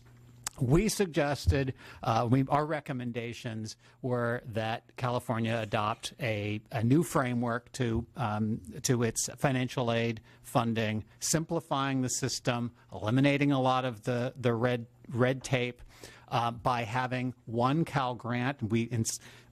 I didn't put this on the slide, but we thought of this as kind of a spread and stack approach. So all California residents eligible based on their need for a Cal Grant, plus the institutional aid going on top of that, aiming toward an affordability target. The affordability target takes into consideration all of the students' expenses, tuition and fees, but also living expenses, books, transportation, which really are the areas where we are most lacking in the state in terms of support for students. Again, especially at the community colleges, but that the Student Aid Commission and colleges would be working in partnership to make sure that students receive enough grant aid where they do not have to either take out excessive amounts of loans or work too much in order to complete their higher education. As a part of all of that, we recommend shifting from solely a tuition focus in terms of the Cal Grant so that the overarching goal is not just tuition coverage, but college affordability. I think it's useful to, I really enjoyed Dr. Weber's question and have had, it was useful to have a little bit of time to think about how to address it, because it was a huge question, but also kind of the right question, because you certainly could imagine a system where the state provided funding to institutions for them to be able to provide the instruction and support that students need, and to provide students who, either all students or potentially students with need, with living expenses, support, books, etc. Now, obviously, that would be very, very expensive for the state to pay for all of that for every resident interested in enrolling in higher education. But if you back away from that model and say, well, what if what the state was committing to was supporting enough grant aid so that all of those students' educations would be affordable given their ability to pay? That is closer to what we sort of have as a system now, and the system that we are recommending be that the gaps be filled, and simpler approaches to getting information about aid be created, so that we would have a system where everybody can go to college. It will be affordable for them. It'll be affordable, predictably affordable from the standpoint of even their changing family economic situation, so that when we have a recession, aid goes up to address that, so that it becomes an affordable kind of approach. So that's what we aimed for in kind of a three-step approach, with a first step being, let's bolster that Cal Grant B award to address the biggest hole that we have right now. But given that we're talking kind of master plan and long term, that overarching goal of let's make sure that a quality college education is affordable to all California citizens and residents is achievable.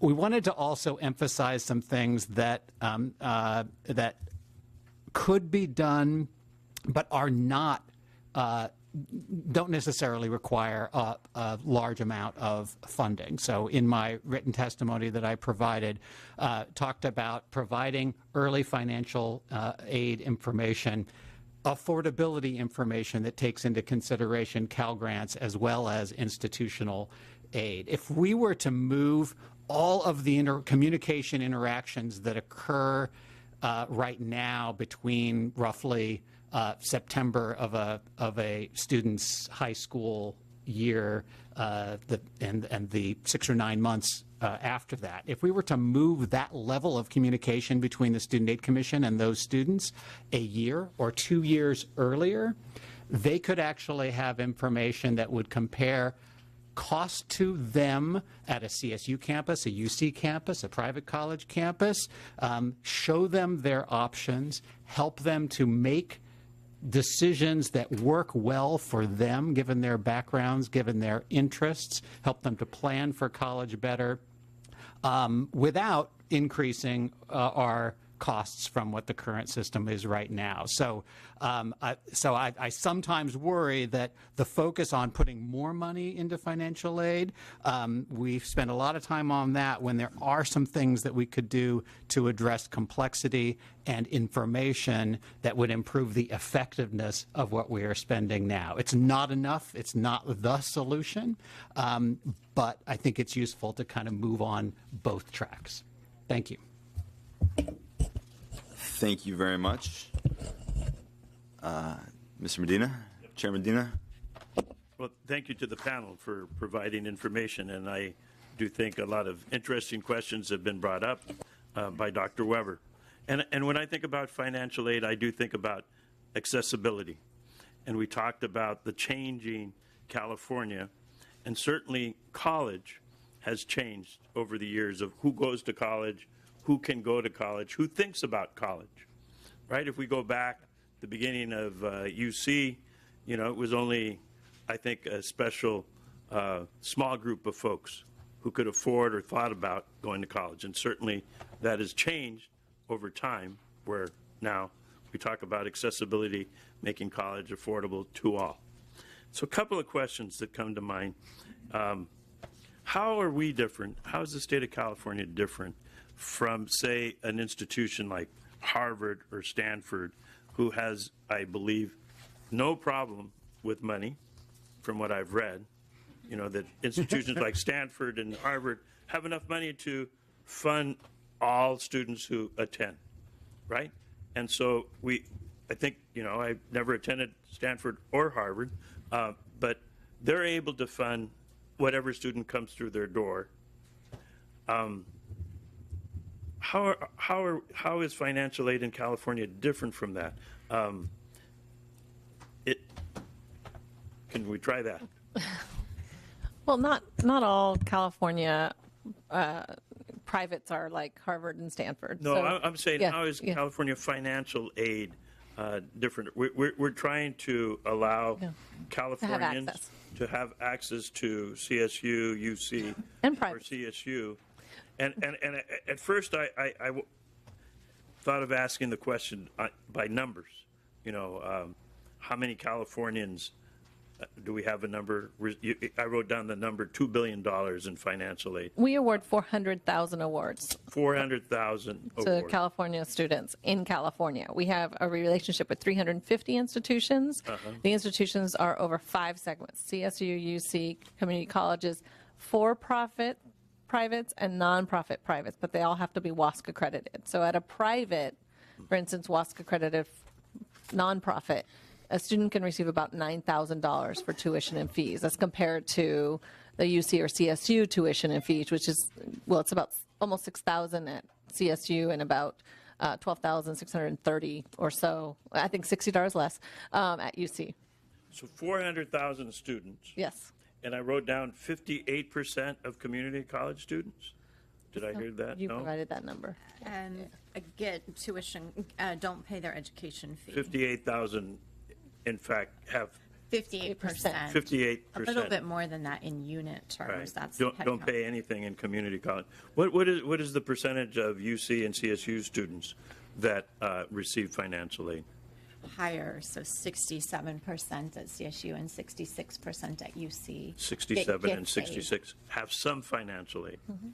Yes. And even at UC, the way, because CSAC here has been talking about Cal Grant programs, so there's $2 billion for Cal Grants. There's another $2-some billion in tuition revenue at the universities that's being redirected into aid.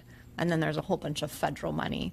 So when you talk to UC, for example, they have a particular aid model that says if whatever your family can contribute, let's have them contribute. Actually, they set this uniform work loan expectation, and then they cover the residual up to the cost of attendance. So if the cost of attendance at Berkeley is $28,000, and they expect everybody through work and loans to do $8,000, let's say, I think it's a little bit higher these days, let's make it $10,000, they will come up with the remaining $18,000 so that the student can, in their perspective, reasonably, manageably attend.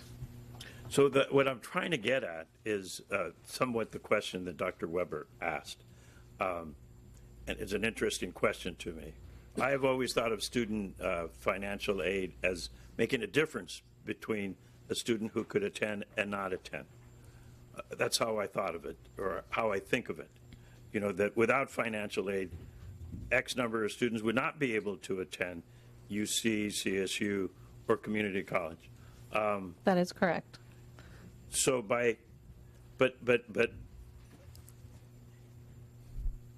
is there a system, a different system? Is there a different system that would allow accessibility to all these 400,000 students to attend college without financial aid? I am not aware of anything that would allow them to attend without financial aid, at least a quality enough institution. Now, there are many moving parts of all of this. You can have a very low quality institution without a lot of teacher-student interaction, I suppose. But if you're talking about access to quality institutions, the money either needs to come, the money for the operations of the institution either needs to come from the state or from tuition. And if a student can't afford it, the tuition, they will not be able to go. You also need to consider the students' additional costs so that they can actually engage in and focus on their education and not be pulled away by work or family responsibilities, so that it can be effective in that way.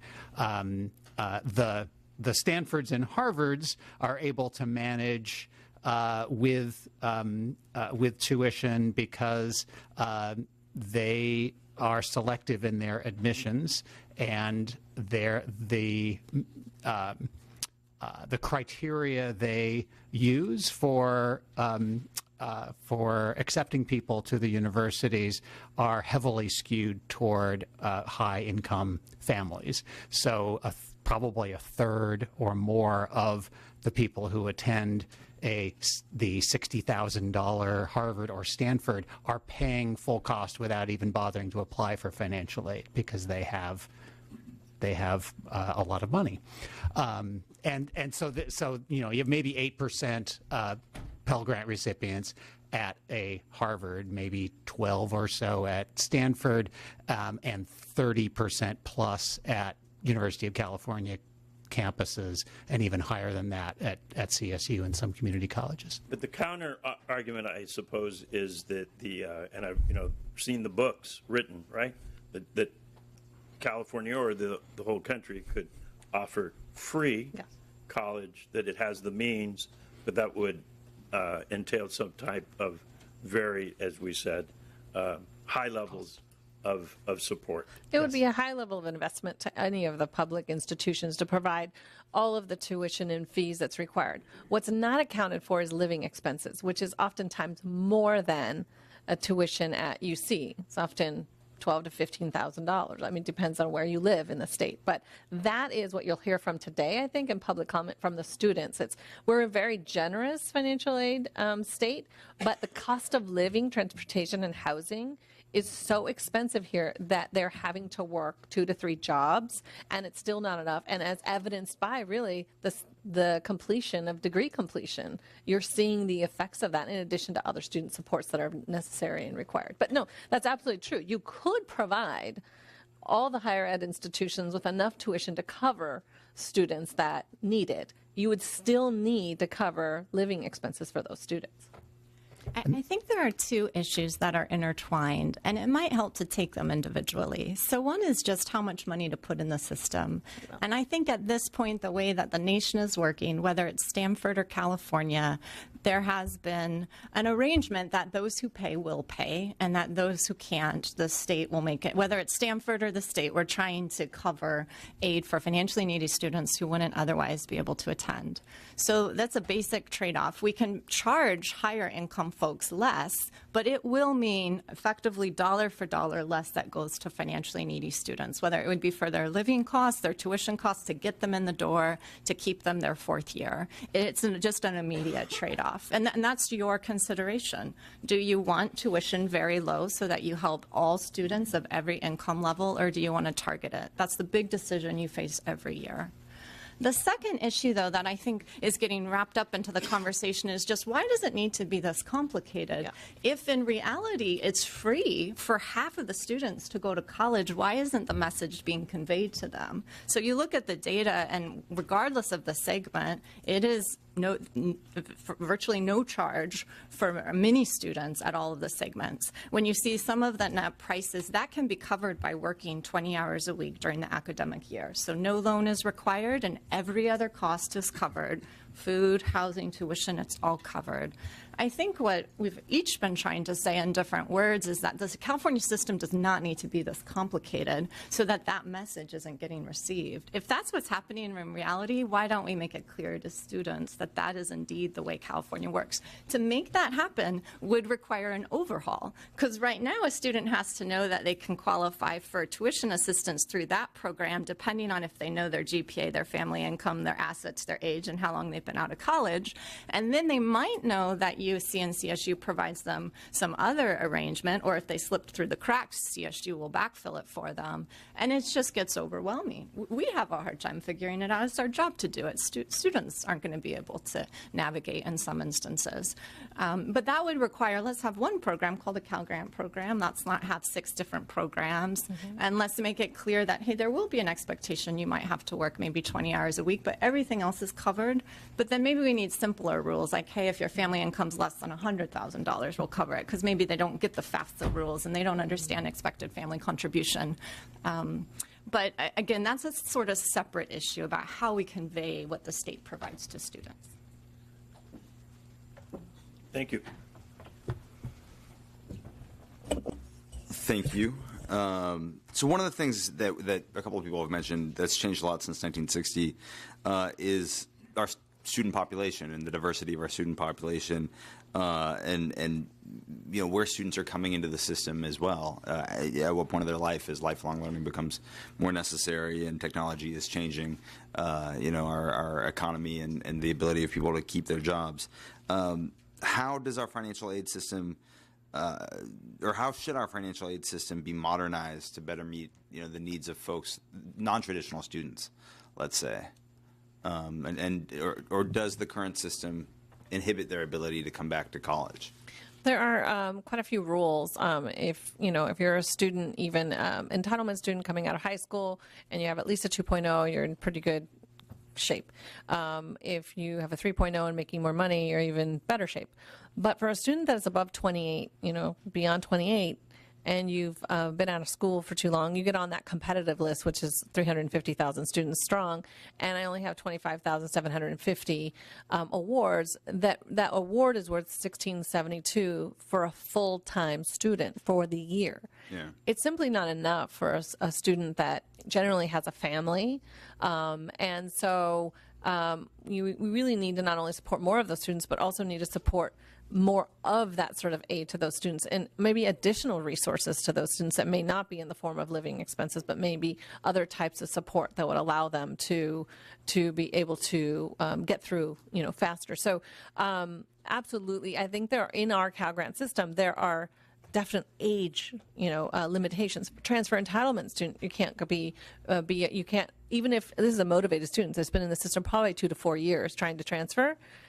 If you're beyond 28, like you made other choices earlier on, you don't get that transfer entitlement. So you're at the sort of whim at the 4-year university, whatever they might have for you at the time. And if you've exhausted your aid, then too bad. So there are definitely things that we can do for students. And I mentioned earlier career technical education students. We have about 8,000, I think 6,000 to 8,000 awards, and I'm not remembering that correctly, but 2,000 awards go unused because we need to prioritize whether they're on a particular pathway, and they need to provide us whether or not they are on a pathway. And we haven't talked about the data system and the disparate data system, that all our systems don't connect and talk to each other. And so there's no way of me realizing or understanding whether or not X student that I have in my financial aid system is actually on track for a particular pathway that would give them this award. Instead, we have to send a supplemental application. You know what happens with a supplemental application? It doesn't really get returned. So there are things currently in the system that make it harder for students that there is awards for it not to take the awards because they have to do one more thing, or they have to know to do one more thing. And so that's another thing that I think that we really need to do a better job of, is really sharing information. No one institution should own a student's information, especially with regards to a state agency being able, so that we all serve the student, right? And that's come up in a lot of prior hearings we've had, the need for data sharing and a data system.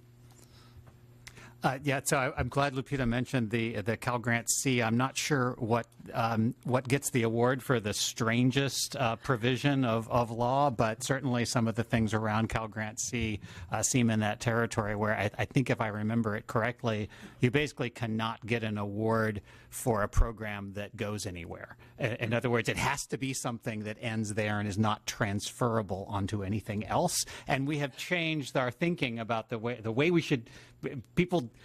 And I think that must come from a time when you were trained for a job, you got that job, and then you rose in that job, and that could be your lifelong career. And now you need ongoing training, and it doesn't make any sense to have that kind of a limitation. And it's another reason why allowing students to enter whatever program appeals to them, that's the way to get them to go to college in the first place. And you can do that with changing the Cal Grant so that it doesn't have all of these different restrictions based on age, time out of school, highly specific GPA requirements. All of those things make it very difficult for anybody to figure out whether they would be eligible. And in most cases, the non-traditional students, if they figure it out, the answer is you're not eligible.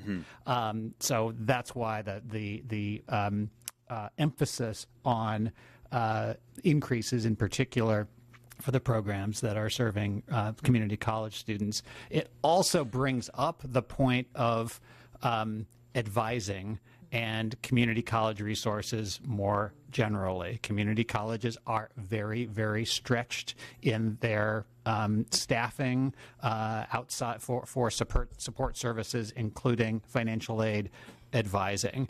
And even though some students there might be aid that would be available to them, getting somebody to help who can help guide them through that is very difficult to community colleges, because the community colleges run on a shoestring, and they do a very good job, excellent teaching, but that kind of student support, the student advisor ratio is such that it's difficult to do the kind of outreach that would really help non-traditional students. And that a little upfront money could have a big ROI in terms of students getting through faster and being able to move on.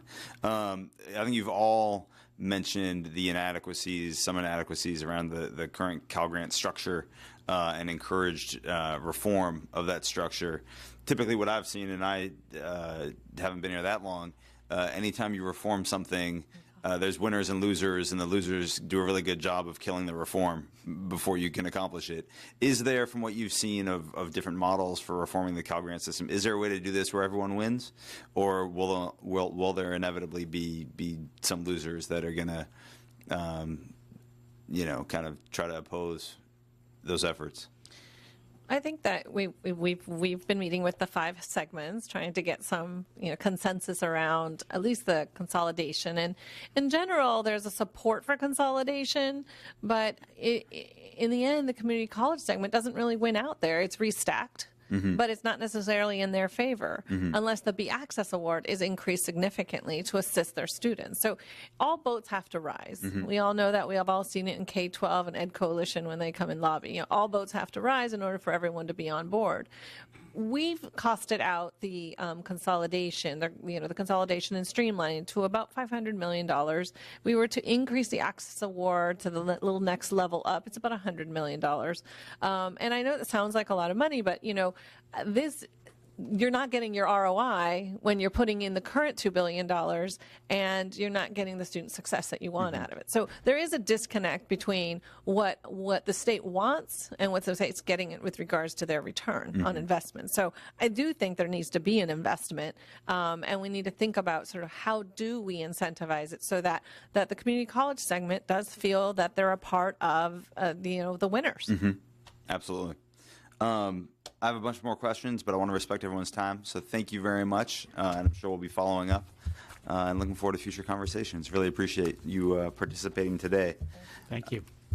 So with that, I'm going to find my script, but I'm confident that we're moving on to public comment. There it is.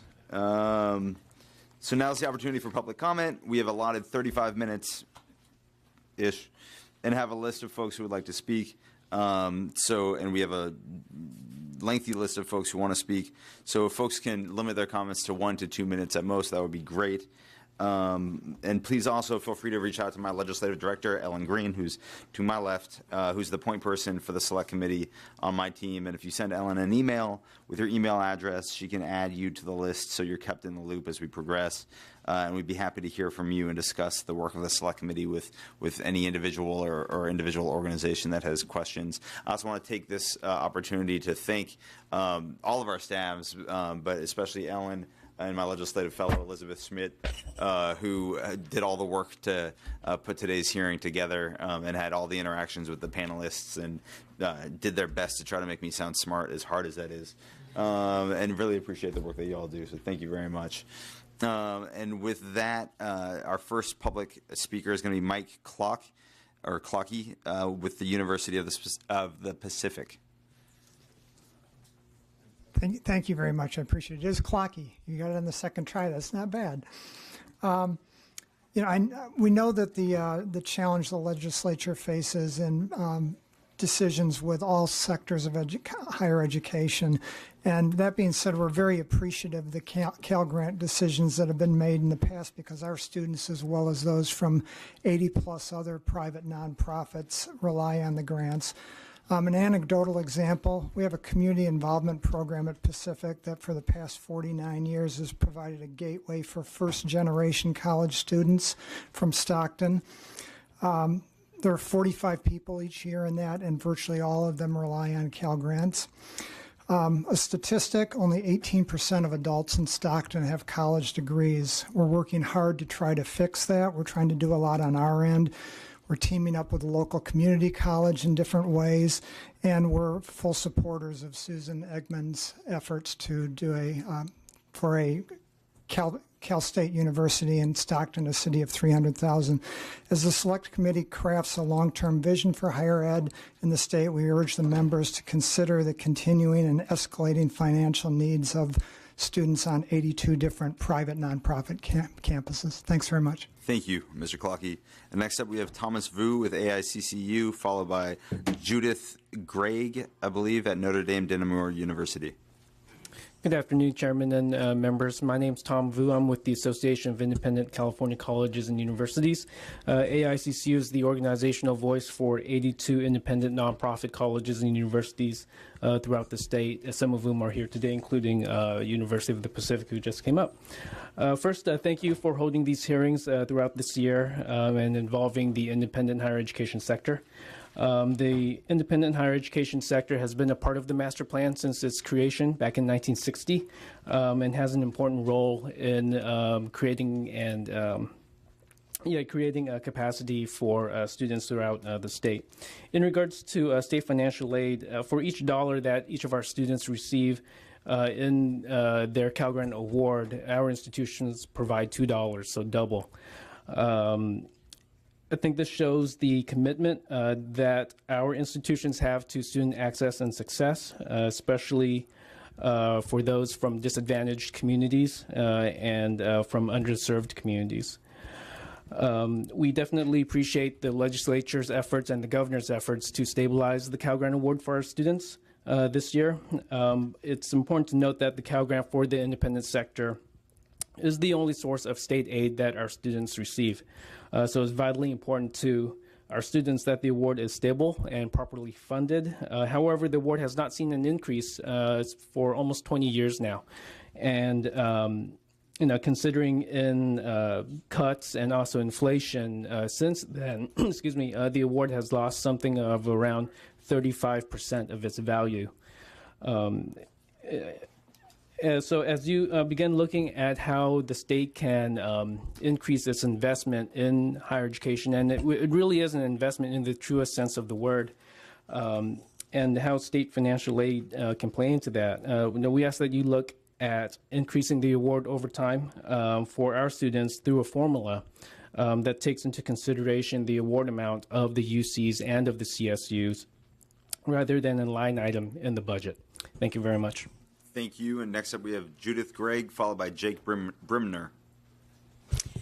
Hi. Thank you so much. The complexity of the project that you've taken on is massive, and it's really an important piece of work for the state of California. So thank you for taking it on. Judith Gregg, Notre Dame Dana Muir University. I want to speak to Dr. Weber's questions and Assemblymember Medina's questions. But Dr. Weber's question doesn't really fit for the privates.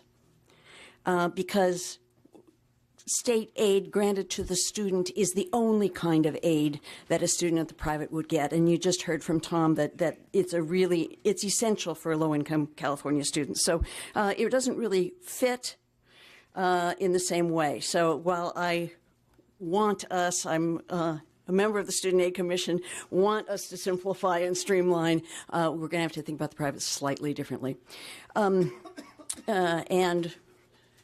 A point that didn't really come out too strongly in the testimony, the Cal Grant actually started to help students in the privates be able to access and help the state fill capacity issues that remain to this day for provision of higher ed. And the private sector really still has not only the capacity opportunity, but the choice opportunity. Small private is the right choice for some students, and we want to maintain that. Assemblymember Medina's question, Executive Director Alcala talked about we have a prestige system in the state in terms of enrollment and aid. We have that kind of pecking order among the privates as well.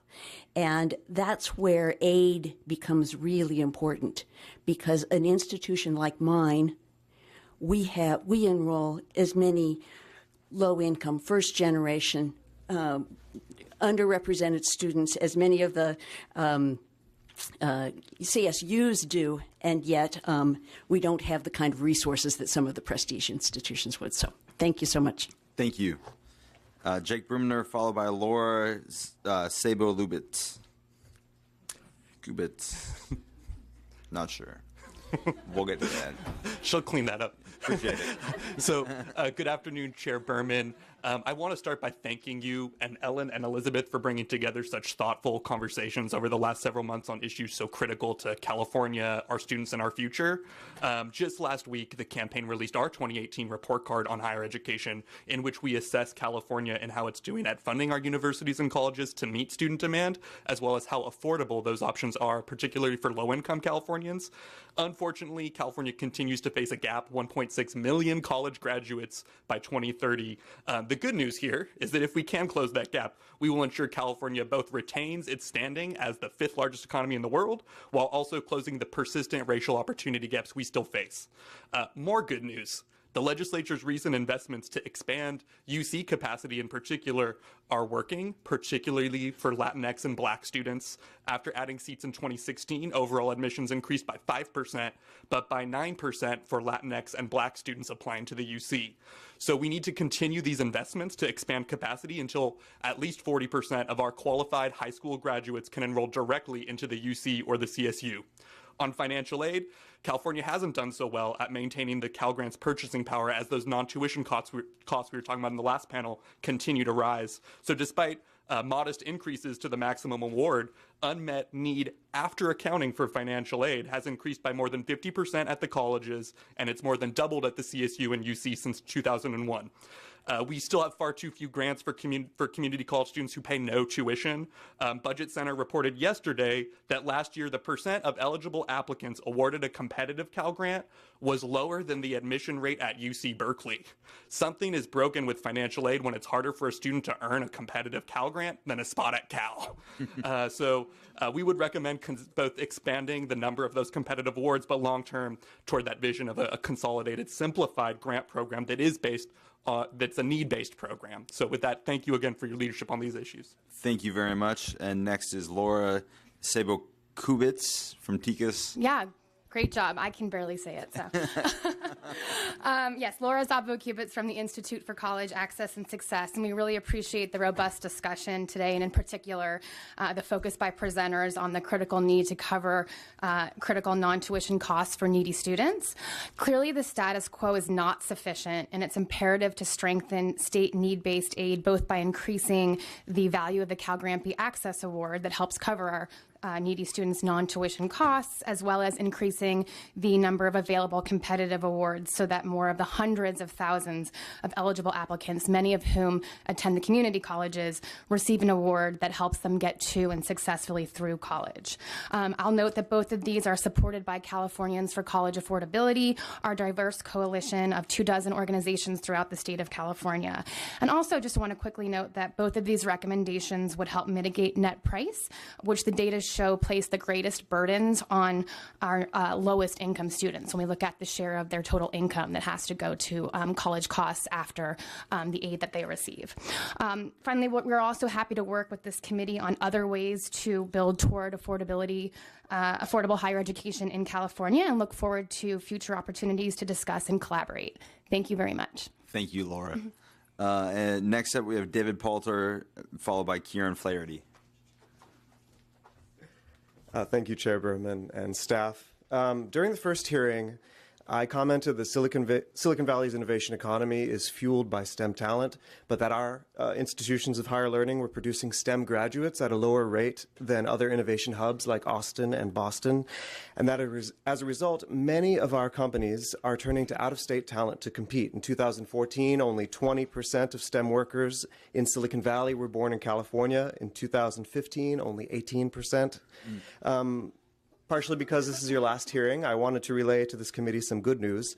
Our research has found that our region's growth in STEM degrees conferred in 2015 and 16, the last year studied, exceeded growth in other comparable regions. So 16% growth in STEM degrees conferred from Bay Area colleges, for instance, versus 10% in Austin and Boston. Ramping up this growth rate even further by expanding access to higher education through funding like the California Promise is critical not only to our industries, but to ensuring that Californians of all backgrounds have a place in our innovation economy. Again, I want to echo everyone else's words. Thank you for your work and for your open framing of this whole project. I look forward to your summary. Thanks. Thanks, David. Next up, we have Kieran Flaherty, followed by Valerie Johnson.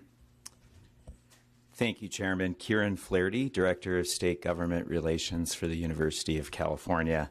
I want to start by just thanking you and your colleagues. Some of our most ardent advocates for UC have been here as part of this subcommittee, and we think we had much better outcomes this year, and things have really started to turn around. I do also want to thank you for setting up a thoughtful and deliberative process, having a series of 5 hearings to establish a baseline of understanding. It needs to be done every several years. Things are changing and evolving with respect to funding sources and with respect to our faculty, staff, students, and the workforce needs. So I think it makes good sense for us to come back and revisit all of those things. It does give me hope. There is a national narrative out there that doubts the value of higher education and what it can do for a state or what it can do for individuals. And here in California, our elected leadership run counter to that narrative. They don't doubt the value of higher education, and I think that's something that we can really build on. We have a bedrock principle at UC, and that is that quality is tantamount with access and affordability. We do think that we can evolve and change and improve. There's always room for that. That is part of quality.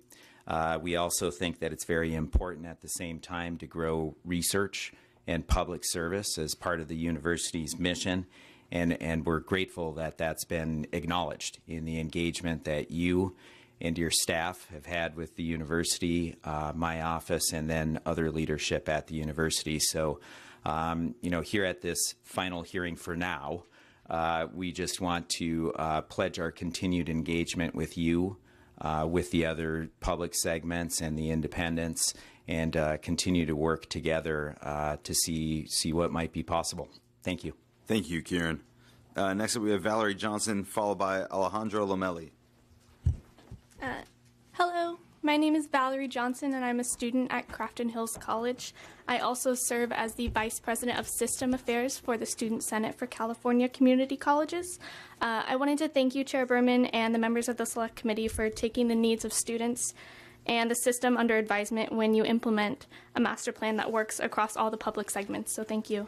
The over 2 million students at the 114 California community colleges across the state face unique challenges. They have to be addressed when allocating funds for these schools. So when working to modernize the plan to better the master plan, please consider that the community colleges serve many underrepresented communities, and this must be considered when allocating funds, as it's more expensive to support these students like they require.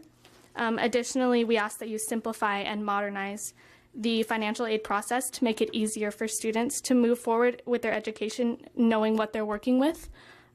So this would mean providing returning and non-traditional students with access to Cal Grants and transfer entitlement, especially for students at a higher age. As mentioned before, students in their late 20s and past that have a lot of trouble securing that financial aid and knowing what they're working with going forward. Additionally, it would be great to connect pathways and systems by data sharing to make it easier for students to take less steps to go ahead and get that financial aid award. The less steps that they take, the more likely they are to make it to that final financial aid award. Additionally, we ask that you consider the broad cost of attendance that does not include tuition and fees. So many assume that because students are attending community colleges, they're living at home and being supported by family members. And this is not the case a lot of the time.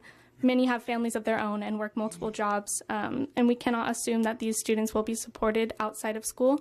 So we ask that you consider the needs of outside tuition fees. A lot of these students face food insecurity, they face housing insecurity, and large costs of transportation. So please consider offering financial aid assistance as well as consideration with cost of living in the surrounding areas. Many areas are more expensive than others. The students of California's community colleges need you to prioritize funding for higher education, and we ask that you always keep student at the forefront for your considerations when you're moving forward. Thank you. Thank you very much, Valerie. Next up, we have Alejandro Lomelli, followed by Mia Kagianas. It's kind of close. Ballpark. Maybe some phonetics will help on the sheet sometimes. Yeah. Hello, Chairman Berman. My name is Alejandro Lomelli. I am a recent graduate of Long Beach City College, and as of August 27th, I will be a student at Cal State Long Beach. I had some comments written earlier, but after some comments earlier today, I wanted to answer hopefully one question that Assemblymember Weber mentioned. And she asked kind of specifically, who are these students that are paying for education and what are they actually paying? And when I think of that, I think of, the first group that comes to mind is our first generation students who come from a background that does not prioritize a culture of higher education and does not even prioritize or know how to even apply for financial aid. We have students that, for whatever reason, life happens and we talk about these situations and are deemed ineligible for financial aid, whether it's because of a low GPA or something. But I never understood the mindset that some folks talk about, that if they have a 2.0 GPA and are deemed ineligible in some form in that process, they come up with tons of money and can finance themselves in the upcoming semesters, leaving them in a vortex where they have to find different methods to finance their education, even get out of that situation. It's also our non-traditional students who are, by whatever metrics, are eligible, that the state finds, but just, whether it's time out of college or time out of high school, and even their age specifically deems them ineligible for financial aid.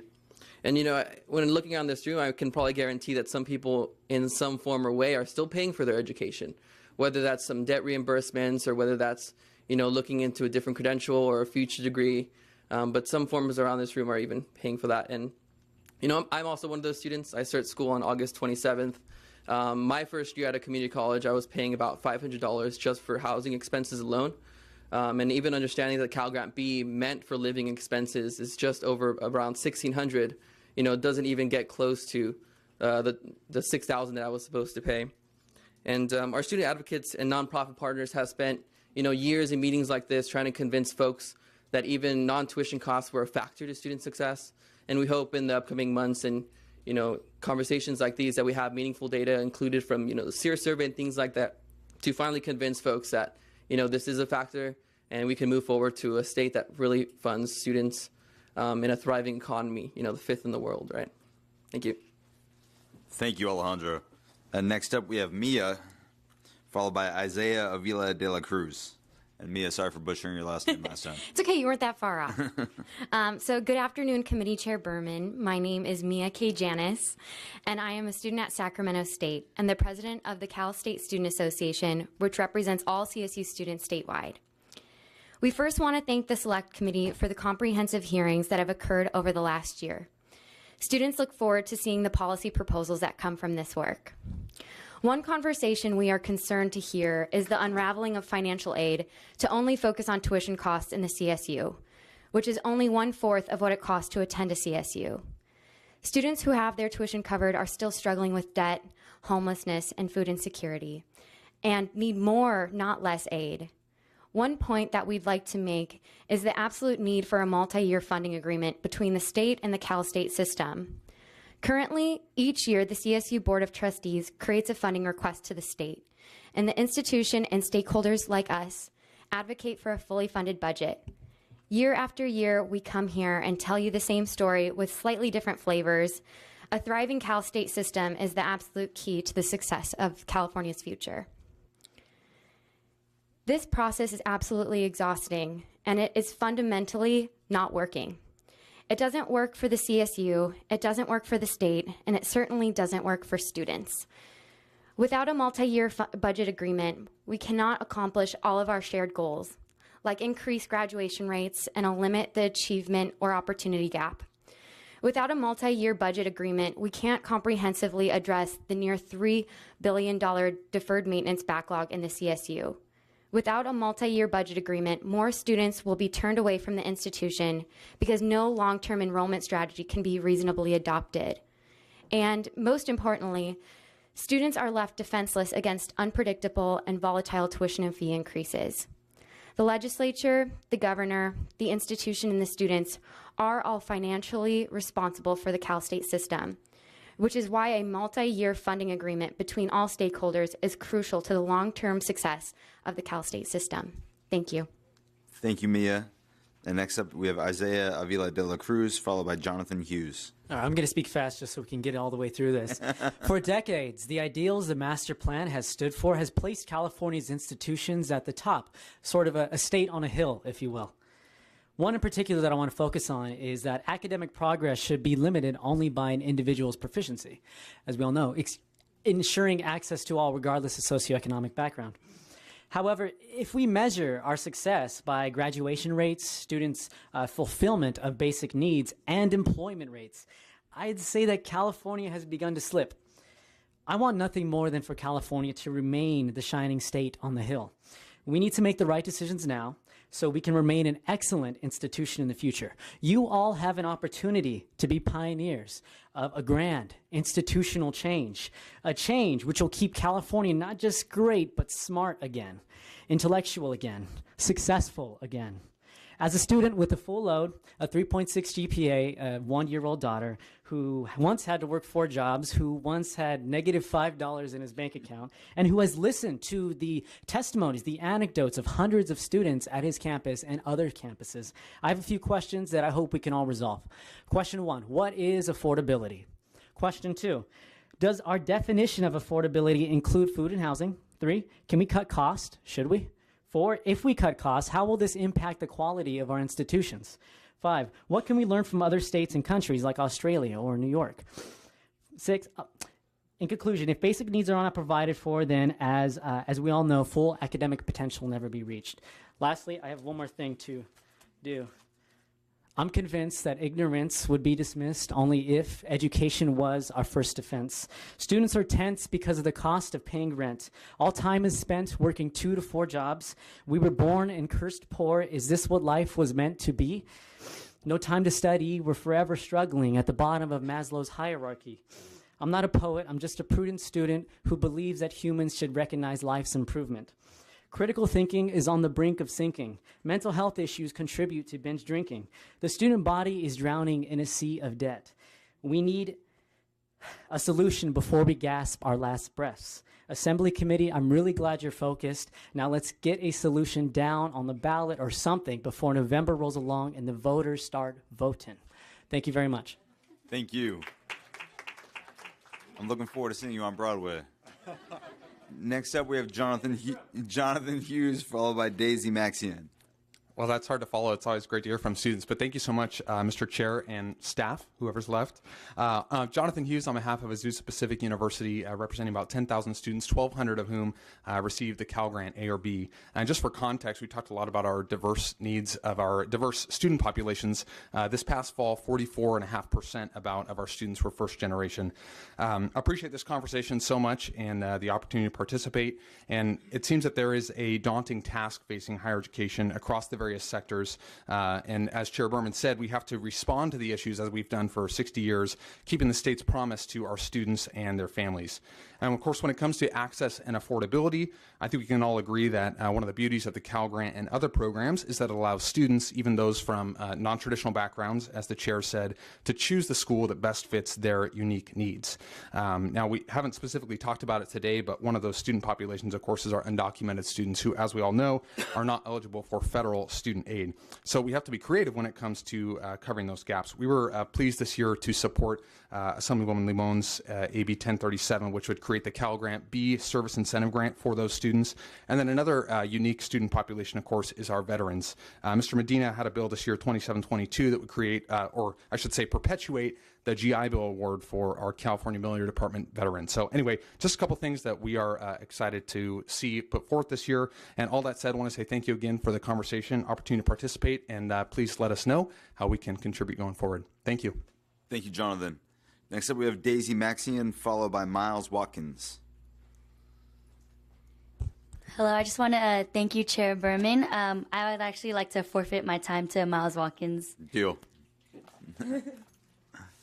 And after Miles will be David Bala Hawkins. Hello, good afternoon. My name is Miles Watkins, President and CEO of Associated Students Incorporated at the California State University East Bay in beautiful Hayward, California. I heard a lot of things said today, a lot of 25-cent words, a lot of 30-cent words. But the only metric that matters in this is our reality. Students are homeless and hungry on a daily basis because they're not told what college actually costs. If we're only worried about tuition, nothing's going to get done. Even today, me and my vice president were speaking at my old high school. I grew up 10 minutes away from here in Natomas.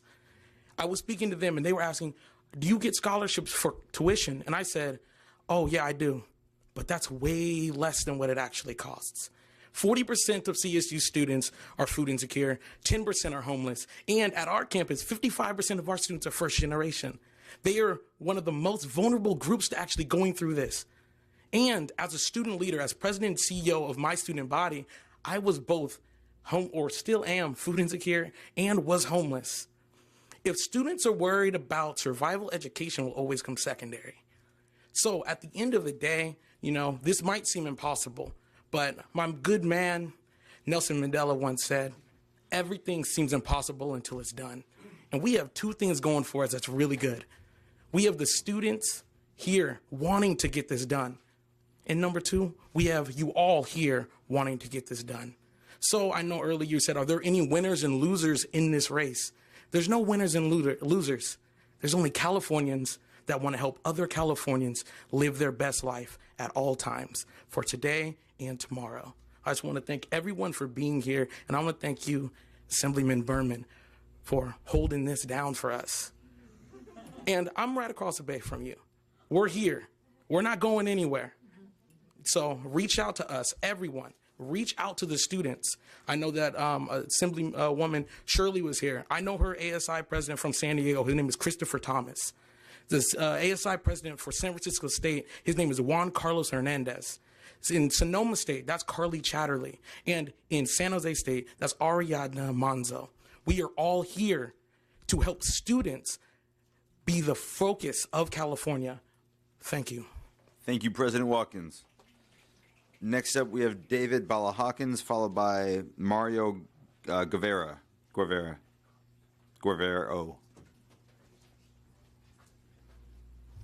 Mr. Berman, thank you. First, I'd like to recognize your staff as well. They've just been outstanding, very responsive when we've needed things. Hearing the students speak, I'm realizing I've been doing this for a long, long time.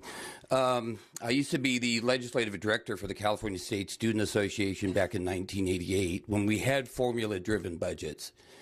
And so based on student population, you hired so many faculty, so many staff, so many managers. Under the Pete Wilson administration, because of the budget, we threw what was called the Orange Book away. And now we give a pot of money to the CSU and trust that they're going to spend it accordingly. And what the evidence shows is that it's not working. The current funding model for the CSU is not working. We even took them out from being under the Department of Finance for oversight. And you folks don't know how they spend money. Your budget people don't know how the CSU spends money. Let me give you some specific examples. So based on a 2017 audit that Dr. Weber actually authored, that the CSU Employees Union, who I work for now, actually sponsored, growth in management over a 10-year period was double the rate of the growth in CSU support staff. Compensation for managers and supervisors grew to $500 million out of the CSU budget. The state auditor concluded that CSU campuses cannot adequately justify the significant increase in management personnel and their compensation. The auditor said that CSU campuses, quote, do not adequately oversee their budgets, which reduce assurances that state funds are being spent efficiently and appropriately. We've got executives that are earning close to $500,000 a year now. $500,000 a year. They don't get just salaries. They get housing allowances that range from $45,000 to $60,000 a year, car allowances from $11,000 to $12,000 a year, and many of them get foundation money of up to $30,000 a year. The CSU also has accounts outside of the state treasury. Do you know that? These accounts even have the Bank of the CSU, which I was very impressed with. Those outside of accounts in 2008 were $1.8 billion. has now grown to $3.7 billion. Majority of that money is student tuition. There's easily $2 billion that the CSU could spend on anything right now. And yet they're walking around the building talking about how poor they were this year. And when you worked hard, Mr. Berman, to get money for the CSU, what did they do? They gave salary increases to their executives down at the chancellor's office. So, 4 suggestions on how we could improve this. Quickly, please. Thank you. You bet.